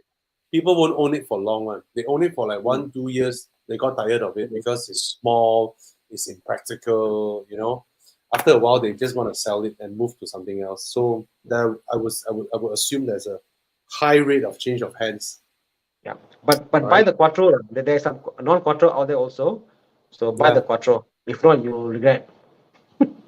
Don't regret. Buy the quattro. Okay. Quick one. N54. I don't think it's hard to maintain. Yeah. not hard to maintain. It's a very well documented engine. Everybody has parts. Everybody knows the ins and outs of it for in terms of mechanics. So it's a very easy to maintain performance engine. Okay, you have to see things that way. You cannot compare a performance engine on or an everyday passenger car engine. You know, in terms of performance engine, it's a very easy to maintain performance engine. I mean, I'll give the analogy. If you talk about Mm. a 10-year-old 2.0 Honda Accord and 10-year-old BMW 3 Series, power output is so different. Miles Yeah. apart, you know? So yeah. Okay, please get the Golf R. 2017 CLA is not the current gen, right? It's the previous gen, right, No, bro? the first one. Okay. Get the Golf R lah. The Golf R. I mean, it depends. It depends. If you want something crazy, pulls your hair, you know, kicks your butt, then the CLA 45 is mad. And you mentioned weekend use, so maybe the CLA fits your bill. You know, you are a sane gentleman from Monday to Friday, and then you are rapist on the weekends. Then you get the CLA 45, right? What kind of analogy I CLA use? Oh, 45. Yeah, I actually I was driving this car last week, and I had fun, Oh, the sound it's it makes crazy, right? It's so crazy. crazy. Yeah, lah. If it's Crazy. just for weekend use, then you get a CLA 45, lah. Because the Golf R is like it's like your Monday to Sunday car. Golf R can use every day. It's fast, it's comfortable, but it's not as hair pulling mad maniacal as the CLA 45. Yeah. So if it's just It's for about weekend, you want to go it's crazy. about what? It's about 210,000 now. So Mm. Yep. beli. Okay. God, we're so far behind the conversation. Suddenly I saw Theophilus Chin saying, I grew to like Audi because of Audi Quattro. That looked like a DeLorean. Yeah, in a way, the UR Quattro. Yes, Jules was screaming, Audi, Audi. Oh, okay. This should be when. Hey, Anthony, you all can come. Please come. Please come. You know, it's a RS gathering, ma. Like we did Come Artyom. and see us. Yeah, we did Yeah. Artyom gathering. Imagine another guy in the Accord. Not fair. Okay.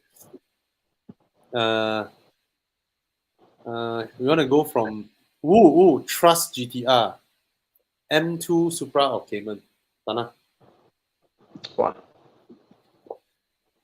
I'm biased towards the Cayman, obviously, but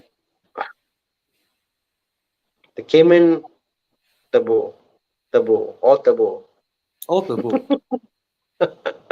All sugarcane. All Some more sugarcane. turbo. Turbo. No lah, I still go for Cayman lah. Sorry lah.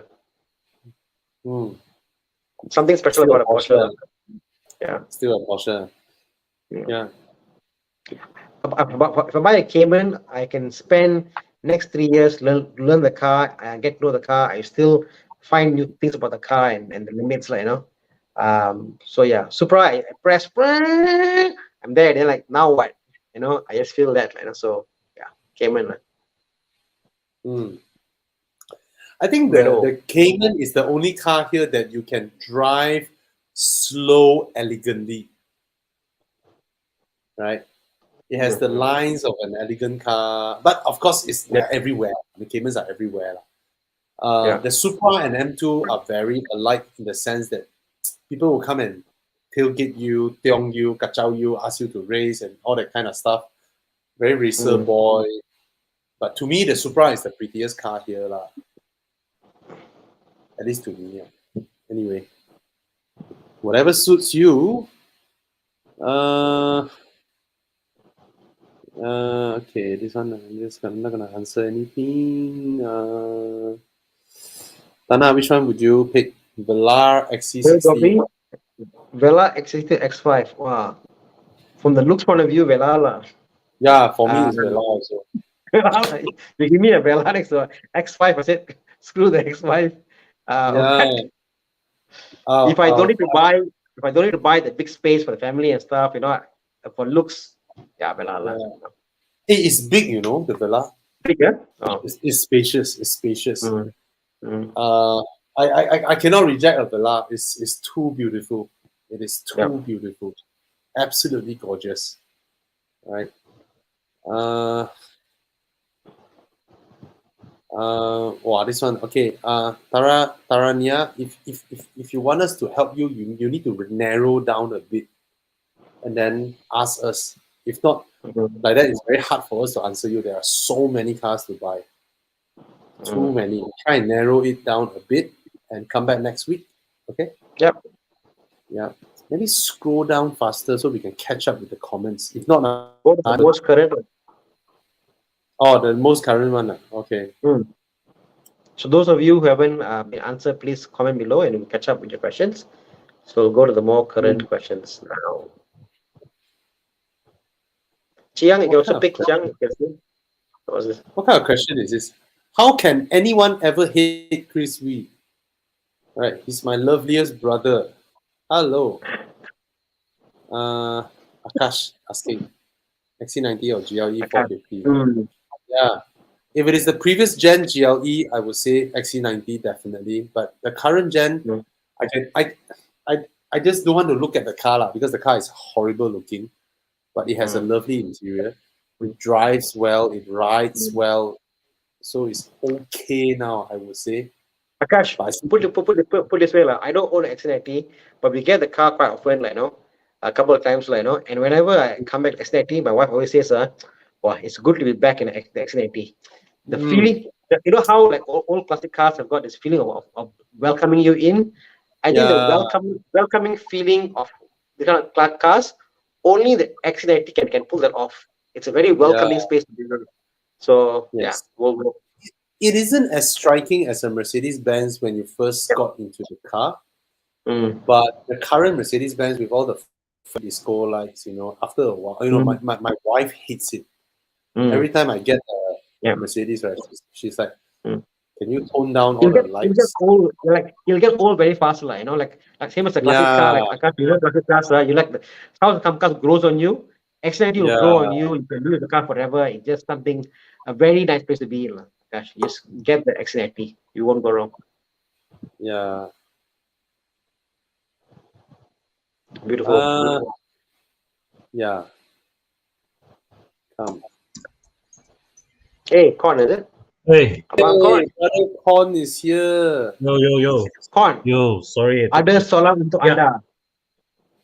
I want to ask you, is the E39 the era where BMW start making the car's displacement different than the model number? Yeah, actually, you can say that lah. You can say that, yes, because the 23i is the 2.5. Okay, yeah. Not as much. The 2.0 is a 2.2. Yes. And then that was right. But the E36 also had, isn't it? They had the 1.9 with the 2.0. Yeah, 323. There was a 2.5. Yeah. So that era lah. Okay. Yeah. Yes. Confused millennials. The millennium. The 2.5, they actually detune it compared to the previous generation engine. That's why they call it the 23i. Better yet, what is the only BMW that the displacement number is bigger than the model number? The 40i. I mean the E39 540i. Yeah. That's a 4.4. Yeah. Sorry, Bobby. No, sorry, my side was lagging, so I can only hear Con like that, like that. Okay. Yeah. No, the 54i is the only one that I know of. It's like, I think that they gave you a bigger engine, but the number they put smaller. Right? And the model number, right? Actually, the E65, the 735 was a 3.6. Okay lah. 3.6 V8. Ayo. I think that Last- was the era where BMW realized that with our Vanos computer control or whatnot, we can have different kinds of output to segregate, for different segment, Correct. market, blah blah, price point, and all that. That's when they Correct. start playing with all this thing. Yeah. They Bobby. they had the time the 2.5 was 190 horsepower and 210 horsepower with the E60 and the E90. Bobby, Yes. 20 odd years ago, when I was not let us inform, during the E46 era, I thought, in Malaysia they sell the 318. It's a 2.0 with 318. Oh, I know why they're selling this, because the Chinese market, because 8 is Ongma, so that's why they sell 318. So I always had this thought it was because of luck to sell the car. They put 318, but it's 2.0. So only many years later, I found out it was not the case, So there you go. Because the 320 was a 2.2. Only Alfa Romeo ever did this for auspicious reason. The 164. 168, yes. Yeah, they changed to 168. Yeah. Mm. And you know what's funny? Like Audi was the forward-looking car maker amongst the German trio, right? So they were the first to downsize. They downsized in the 90s, Correct. 1.8 turbo. And then towards the early noughties, they came out with 2-liter turbo. They came out with direct injection first. They were also one of the first ones to introduce dual clutch transmission and all that. So when Audi was putting badges of 1.8T, 2.0T behind their cars, right? When the other Germans start downsizing, right? Audi is the only one that doesn't need to lie. Yeah. BMW and Mercedes, both of them were like, oh no, 1.8 E250. Even Lexus had that problem. Lexus tried to be honest when they went from IS250 to IS200T, but eventually they gave up and called it the IS300. Yeah. Because of idiot car buyers are like, IS200T is equivalent to C200. Yes. Yeah. So Sorry, 200 versus 200.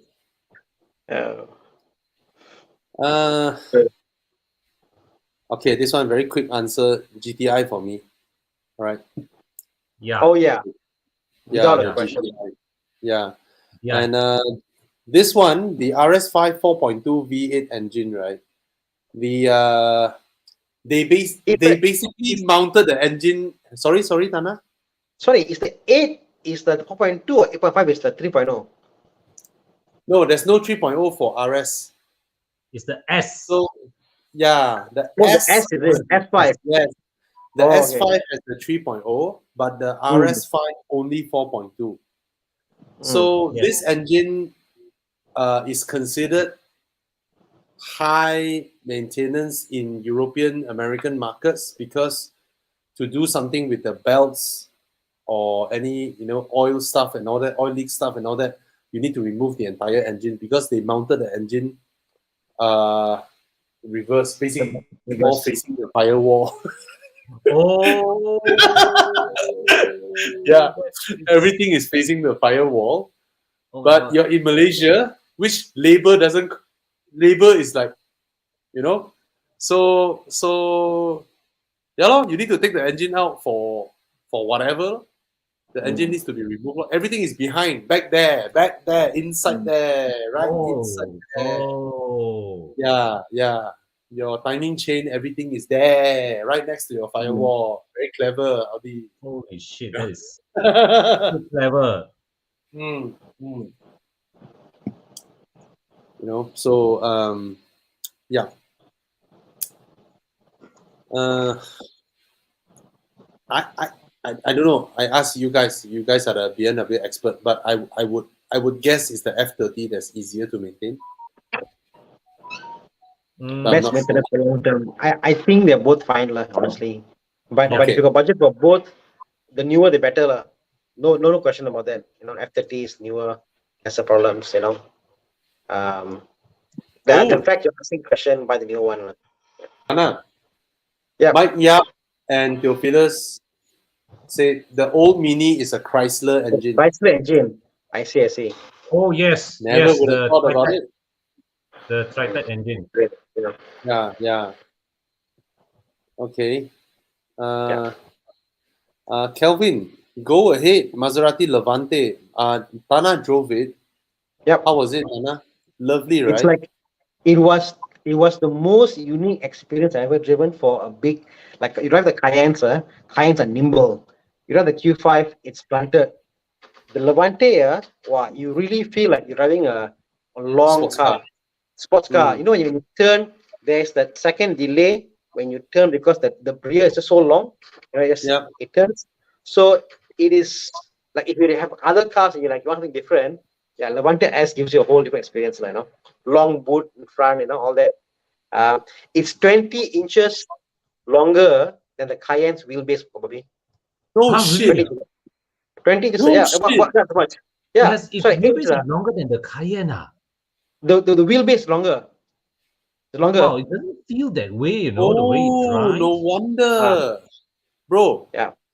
it rides on the same platform as the Forte. Oh, I see. It's a long.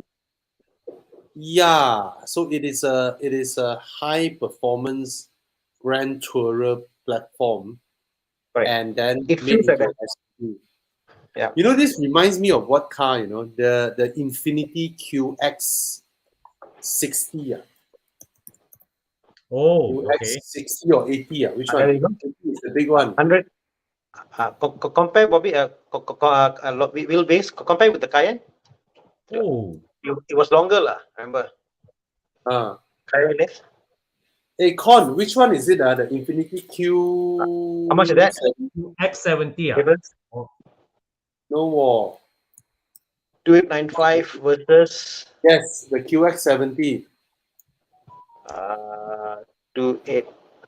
10 centimeters. Sorry, 10 centimeters lah. About Okay. that lah. About that. Okay. 3 meter But longer lah. wheelbase. Yeah. Longer. Oh, definitely. 3 meter and 2.8 is a huge difference, bro. Uh, It How much reminds is me of the 100. way you describe it. Yeah. Yeah, the way you describe it reminds me of what? 10. Reminds me of the Infiniti QX70 because that car rides on the platform of the Fair Lady. An Wow. SUV. Yes, when it's funny, we went for the media drive for the Infiniti Q50, right? And they don't have enough Q50s for us to drive. yes. They don't have enough Q50s for us to drive. So a lot of us went there in the QX70. It was a mixture. So, Chiang, I don't mean the wheelbase. I mean the way that Thana describes the way it drives. So the funny thing is, after that media drive, right, every single one loved the QX70. It's like you are driving. You are supposed to go there to test drive a sedan, but you were in a higher riding Fair Lady platform car. So the moment you steer the car, right, it really feels like a sports car. It's just that it's taller riding, and everybody loves it. We all came out from the media drive. It's like, how we all love the huge, impractical, not spacious, but lovely SUV, the QX70 Like Bobby, with I a was driving the Levante. 3.7. The Levante, all my steering inputs, if you see the video, I'm doing this like really big input steering, because it's a long car. Wow, you really have to put input to drive the car. And you feel like you're really alive, like very, and the sound it makes, Italian sound, like wow, the car really, like wow, you got to work for it, man, work for it. But nice, it's nice. It's like if you have other cars and you want to make it different, Levante is different, like So there you go. I think the Levante Nice. does have character in spades, lah. Yeah, there are too many Cayennes out there. Get some Levantes on the road so that we get some, some mixture of car to see. Yeah. All right. Wow, there's so many comments.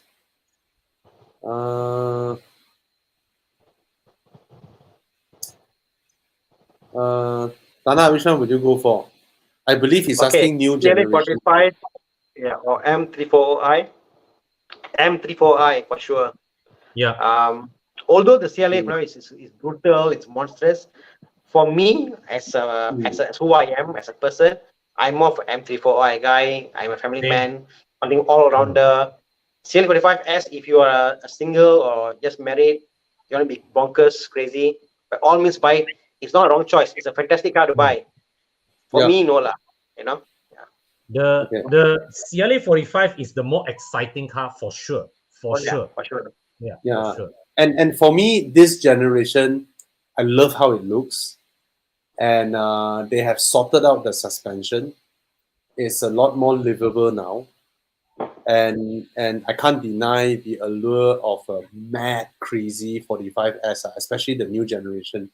So I actually felt more excited in the CLA 45 than an M340i. The M340i feels like a bigger golf car to me. Yeah. Whereas the 45S still retain that AMG craziness. Oh yes. The Spades of it. Yeah. Actually, Bobby, you're right. The 340i, right? It feels like a bigger Golf R, and it has that same kind of blend of appeal whereby, the 340i is the car that you can live with every day, right? Yep. Or still offering you Very sure-footed, very refined, very comfortable, a bit Audi.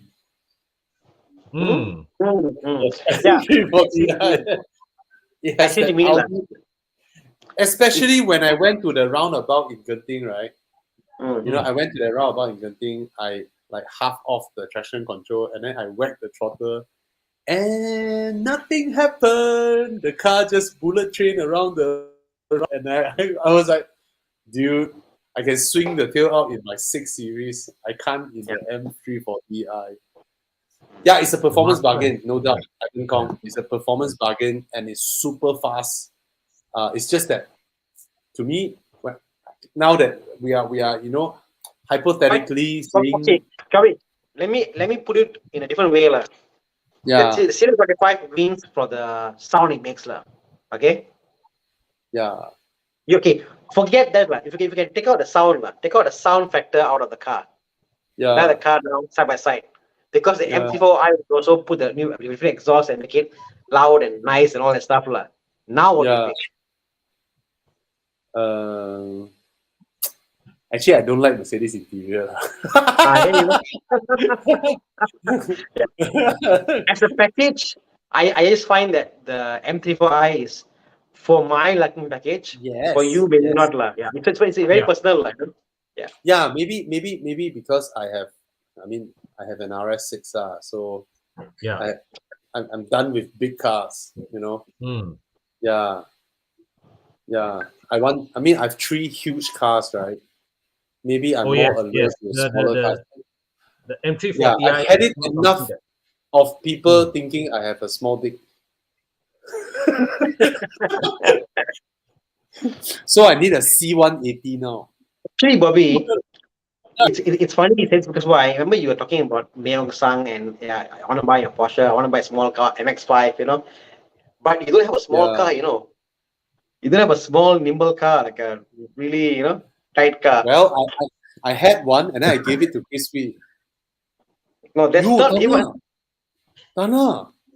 Yeah. Look at the price. Yeah. Oh my. Oh. Hey, what year is this? This is a. Can you look at the back? Registered 2018.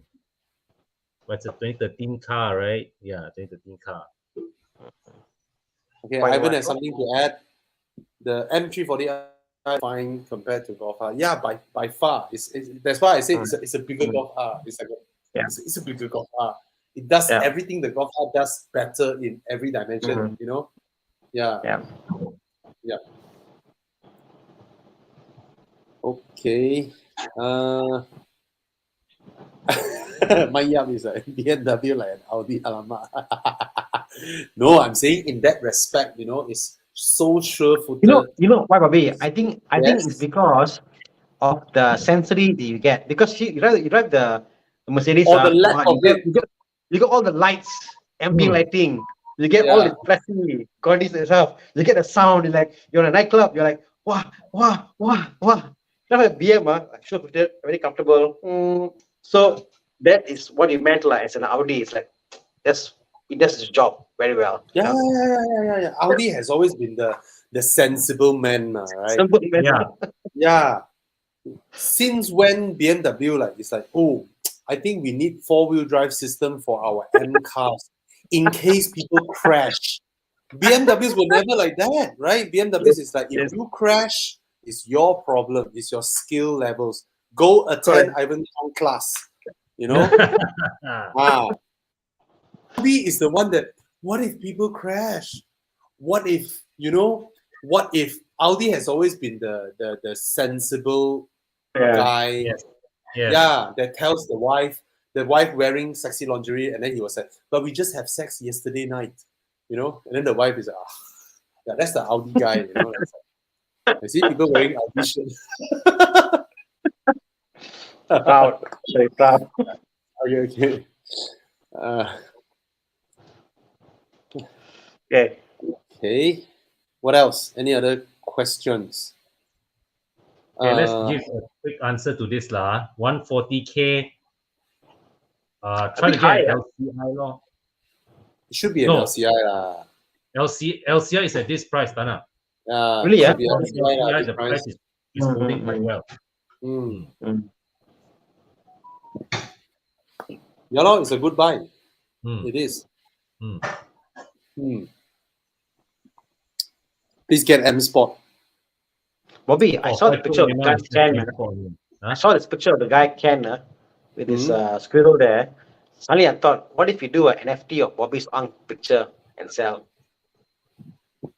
Random thought. Bro. Bobby Young NFTs, I can imagine, with your sunglasses. The newspaper asked me, right, Bobby, when we run the news, right, I want do you want us to put your Facebook or your YouTube? I said, no. Don't want. And then I gave him my fake Chinese name. He asked me what is my Chinese name. So I literally just spelled out my Bobby in Chinese words. Oh. Basically, I pulled a prank on him lah. And he took it lah. Yeah.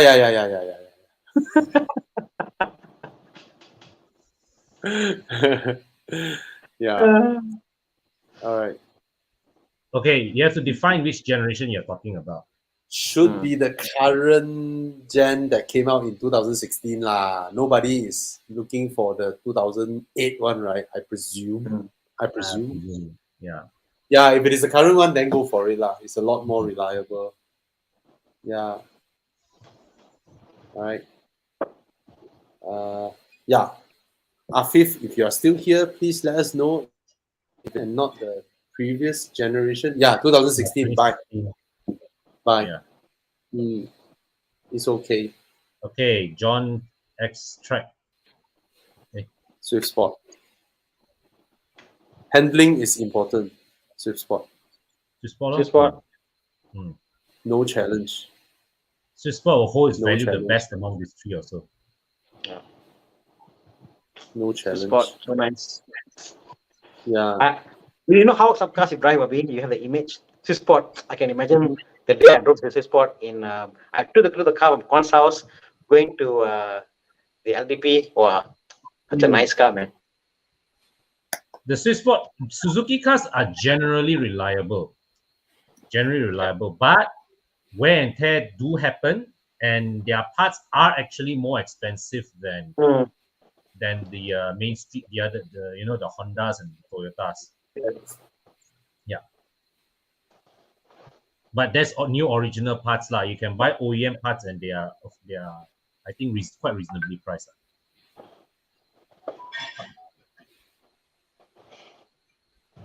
Sorry, yeah.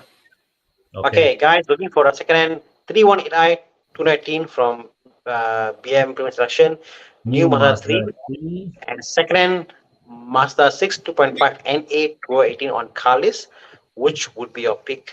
So you got 318, okay, 2018, New Mazda 3, second Mazda 6. Chiang, what's the price like for this for the 318? I wouldn't buy a 318 to begin with, you know. I'll go New for the Mazda 320. 3 is about 160K. So Yeah. I'm locking him on that budget lah. You Mm. can get a 320, I think. Yeah, If yeah. you- I mean, BMW premium selection, let me just give you a small insight there. Okay, so the warranty from BM is what? I think 4 to, is it 4 or 5 years now? 5 years. Not 5 years. 5 years, okay, 5 years lah. So 2019 car is 19, 20, 21, 22, 23. Buying a 2019 car, you get 1 year warranty left from the car. Premium selection also gives a warranty of 1 year to any car you buy from them, which means you can buy, let's say, a 2017 car. You also get 1 year warranty from their partners. So I would say buy a 320i from Premium Selection, older model for the same budget, and that's a way better car, better engine than the 318. Actually, 320 is less than this. No, but what I'm saying is, with Premium Selection, they got better cars. They got with the higher prices, whatever. So for whatever budget you have, okay, you can buy an older car from Premium Selection, the 320, and you still get the same 1 year warranty from them. You know. So yeah, that's my pick, you know. No, Chiang, 320 are only available for very short time. 320 and 330i are only available for like 1 year. Wow. Still holding at 120. Yeah. Yeah. I thought they dropped to 90 already. The pre-facelift lah. No, I thought I saw Pre-facelift 70K. Yeah. You know, the three cars here, I prefer the Mazda 3. The expert said it. Yeah. Don't get the 318 lah, honestly. If you compare 318, I'll get the Mazda 6, you know. But yeah. Mazda 6, I would say try to get one with GVC. It makes a difference in the handling. Yeah, but I prefer the Mazda 3 here lah. Out of oh my god, sorry, my arm is so painful. Con, I sprained my arm while editing videos. Can you believe it?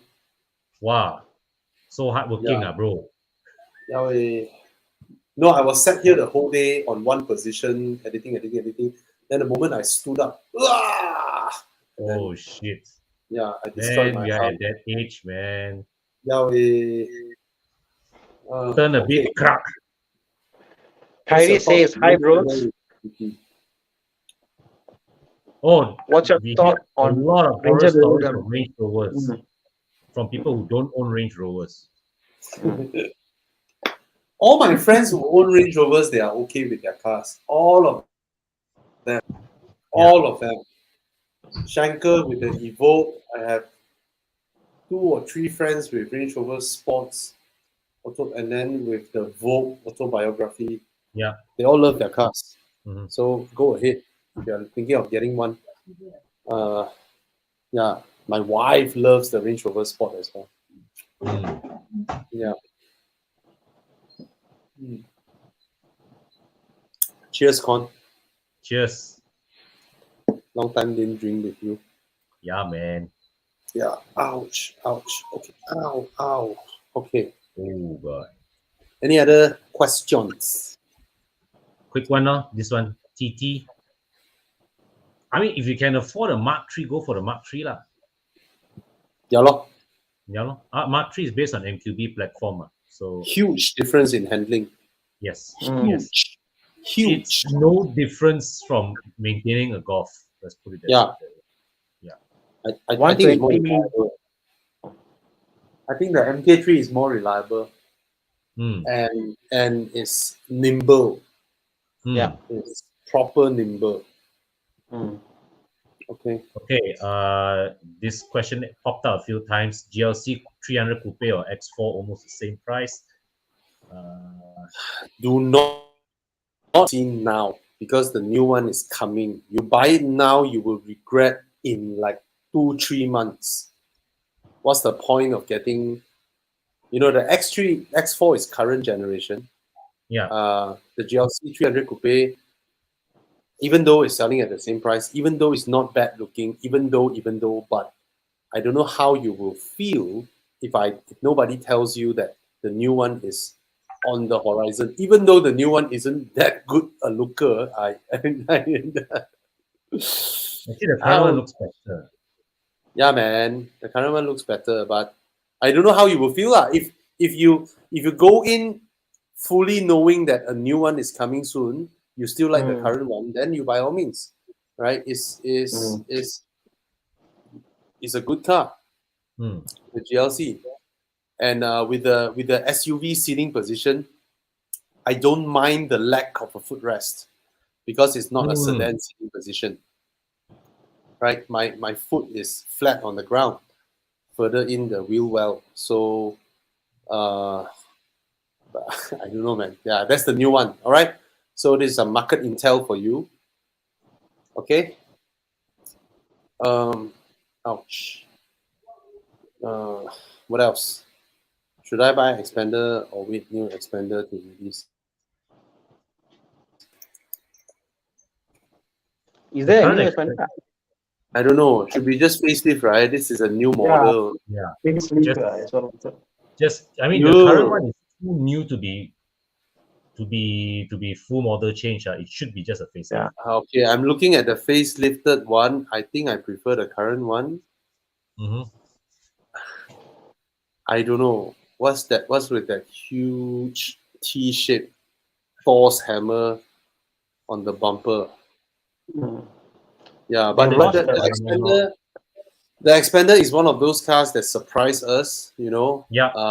We look at the car. We thought it's an over-designed Avanza, but it's not. It's a properly engineered car, and it's engineered to be cheap. We can tell a car that was smartly engineered so that it can sell you at a cheap price versus one that was just all out cost cutting. This one drives and rides really, really well, justifies the use of hard plastics here and there because you can tell for something like that they push down the pricing. So it's a good car. In that sense, it's a good car. Because you can tell Mitsubishi put in effort into this car. As much of the hardware that they have, the kind of engine that they were given. A lot of people don't know this. When it comes to car making, right? The guys who are in charge of market intel were the ones who defined the parameters for the engineering team. Okay, you guys have this much of budget. You have to design a car with this drivetrain, this thing, and then you have this much for drivetrain, you have this much for interior. We want you to build this car where we can amortize the total investment and profit and everything within X number of years. It's going to go into these markets, and by which year you should hit which volume. All these parameters are set forth before the engineers even have a rough idea of what they can play with, and then they design something to fit that bill. So I think they did a good job in that sense. Yeah. Okay. Wow. Is there a lot of questions? Wah.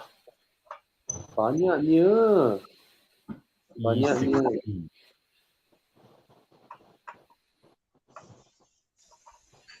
My dad is planning to buy a performance SUV. Is the RSQ8 a good choice?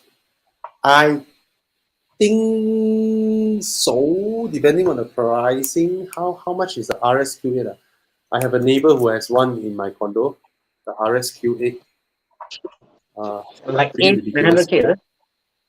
I don't know. I have. It's a car that I never mudah. I test drove one actually. Really? The event. Yeah, I test drove one, and then crazy, right? It's crazy, but too much buttons, too much of screen will be too much of screen. Yeah. Screen there, like, 1.2 million. Come Yeah, it's on. $1 million car. Come on. What Cayenne can you buy for 1.2 million? A lot of Cayennes. Okay, you top up 200,000, you are in Aston Martin DBX territory. Yeah. Peninsula price or Langkawi price? Sorry? Top up 200K, get DBX at Peninsula price or Langkawi price? I mean the recon price is about 1.4, Okay. 1.5 but DBX. Mm. If you buy Langkawi DBX, it will be 900,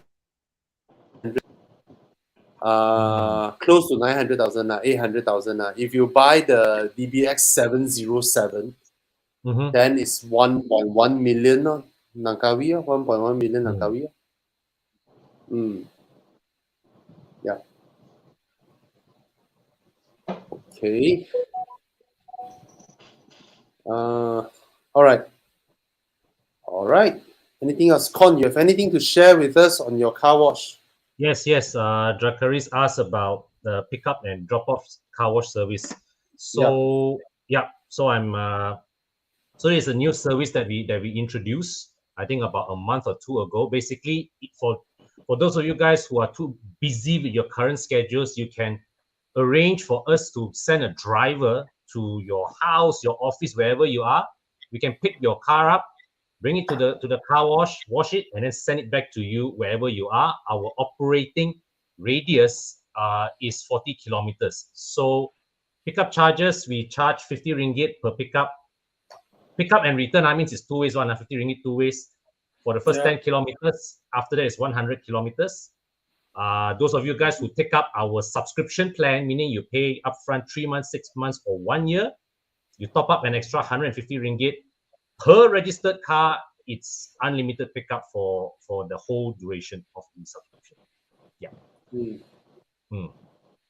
So you can hit us up at 012-488-0367, and our team can assist you further lah. All right. Chiang, do we have? Where's the date? Do we have? Where's my car? Oh, don't have. What's the date again for the RS event? Don't have today. 16th of September, Malaysia Day. Ayo. Why? Oh, M event. Oh, yeah. They're having that event. What M event? BMW M. BMW M event they're doing same day. Wow, what's the M event? They're doing at Lalaport. I think they're doing at Lalaport. Really? Yeah. Now you're testing my loyalty. Go for RS or go for M? You got M car, man? No, I'm following an M% car. I know RS so. Okay. But you got Audi t-shirt or? The M event is those park in Lalaport whole day event. Yeah. People got used and tired of M event already. So many already. Okay. RS first time. Yeah. Okay, RS event. Okay, All right. see you all guys in RS event lah. I'll come with Audi cap, Audi shirt, Audi Audi shoes lah. It's the first. But only time. exclusive for RS, or the S also can come on. So I'm thinking now space. I'm planning with space lah. Maybe the main area is RS, and then we give like special parking for S owners, and then we welcome everybody to come and check out the cars. All right, I will do the announcement soon. Oh, sweet. I think after our event. I think after our event, I should ask, hey, we all convoy to Lalaport or not? We all just drive in. Go and catch out the M cars. Lalaport. All the guys come out. Watch the RS guys. It'll be fun actually. We all go there and pretend, right? Hey, isn't the event here? No, go and catch out them. Yeah. All right. Okay. Anything else? Let me see. Can a Porsche GT3 RS go for the RS since it originated from Porsche? Come! Wow, Grand this spot. one very legit. Oh, this is very legit. Yeah. Actually, if I don't say this, I wonder if many people know about it. Like, you know. Maybe after the event, I go back and take my BMW and then I drive up to the M event. Hey, I also got M.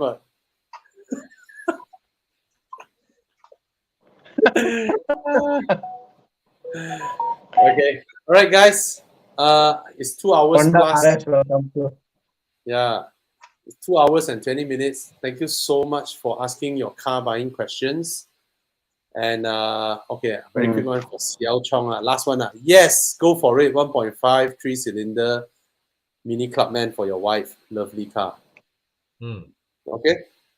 So yeah, if you have any car buying questions, please come to our session every Monday, and we'll try our very level best to answer you. All right. And thank you so much, Thana. Thank you so much, Con. Thana, when you find your car key, please let me know. Yeah. I'm still looking. I'm Oh now my God. the only key I have is like I only one key only. Of all I'm like, where is it? I whole day I've been like stressed out. I've been playing down, like can't find the key. So Can you imagine? It's still inside your ignition. Can you imagine no. getting I mean, ignition, opening up your steering column? Oh my God. I hope it doesn't come to that, but and this kind of thing, right? You cannot go and buy spare part and change. no. Okay, this is the funny part, Abhi. Yeah. I actually bought a spare key barrel for a Porsche 996. There's one, and actually bought one and kept my house. I have one because of parts, but I hope I won't use it, So, yeah. Now then your car will be proper Frankenstein. Anyone who runs your VIN through the Porsche code, right, will not be able to get a new key issued. I wouldn't want to. So I know I'm sure it's somewhere else. Like if I can find it, All right. Okay. Before we end this, okay, CX-5 2.5 turbo is a fantastic car. Just that it's under brake, so the brakes aren't as powerful as the engine. So all of us felt the brakes are too weak for that car. Okay, that's the only thing you should take note, right? If not, it's a fantastic car, and Mazda 6 diesel is fantastic. Mazda 6 diesel. All right. All right. Good night. You all can see our energy levels going down, and thank you so much for tuning in. And where is Thomas? Thomas is in Greece. And then he went to Spain and drove Alex Wong, another of our colleagues, Porsche Spider. After driving that in Mallorca, he flew back to Greece to continue his holiday. And we all hate him now. So, all right. Good night, guys. Thank you. Thank you so much for tuning in. Good night, Tanan. Thank you. Good night. Thank you, guys. Chiang. Good night, Chiang.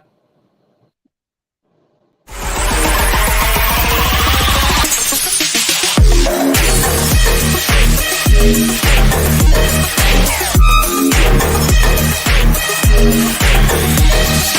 back.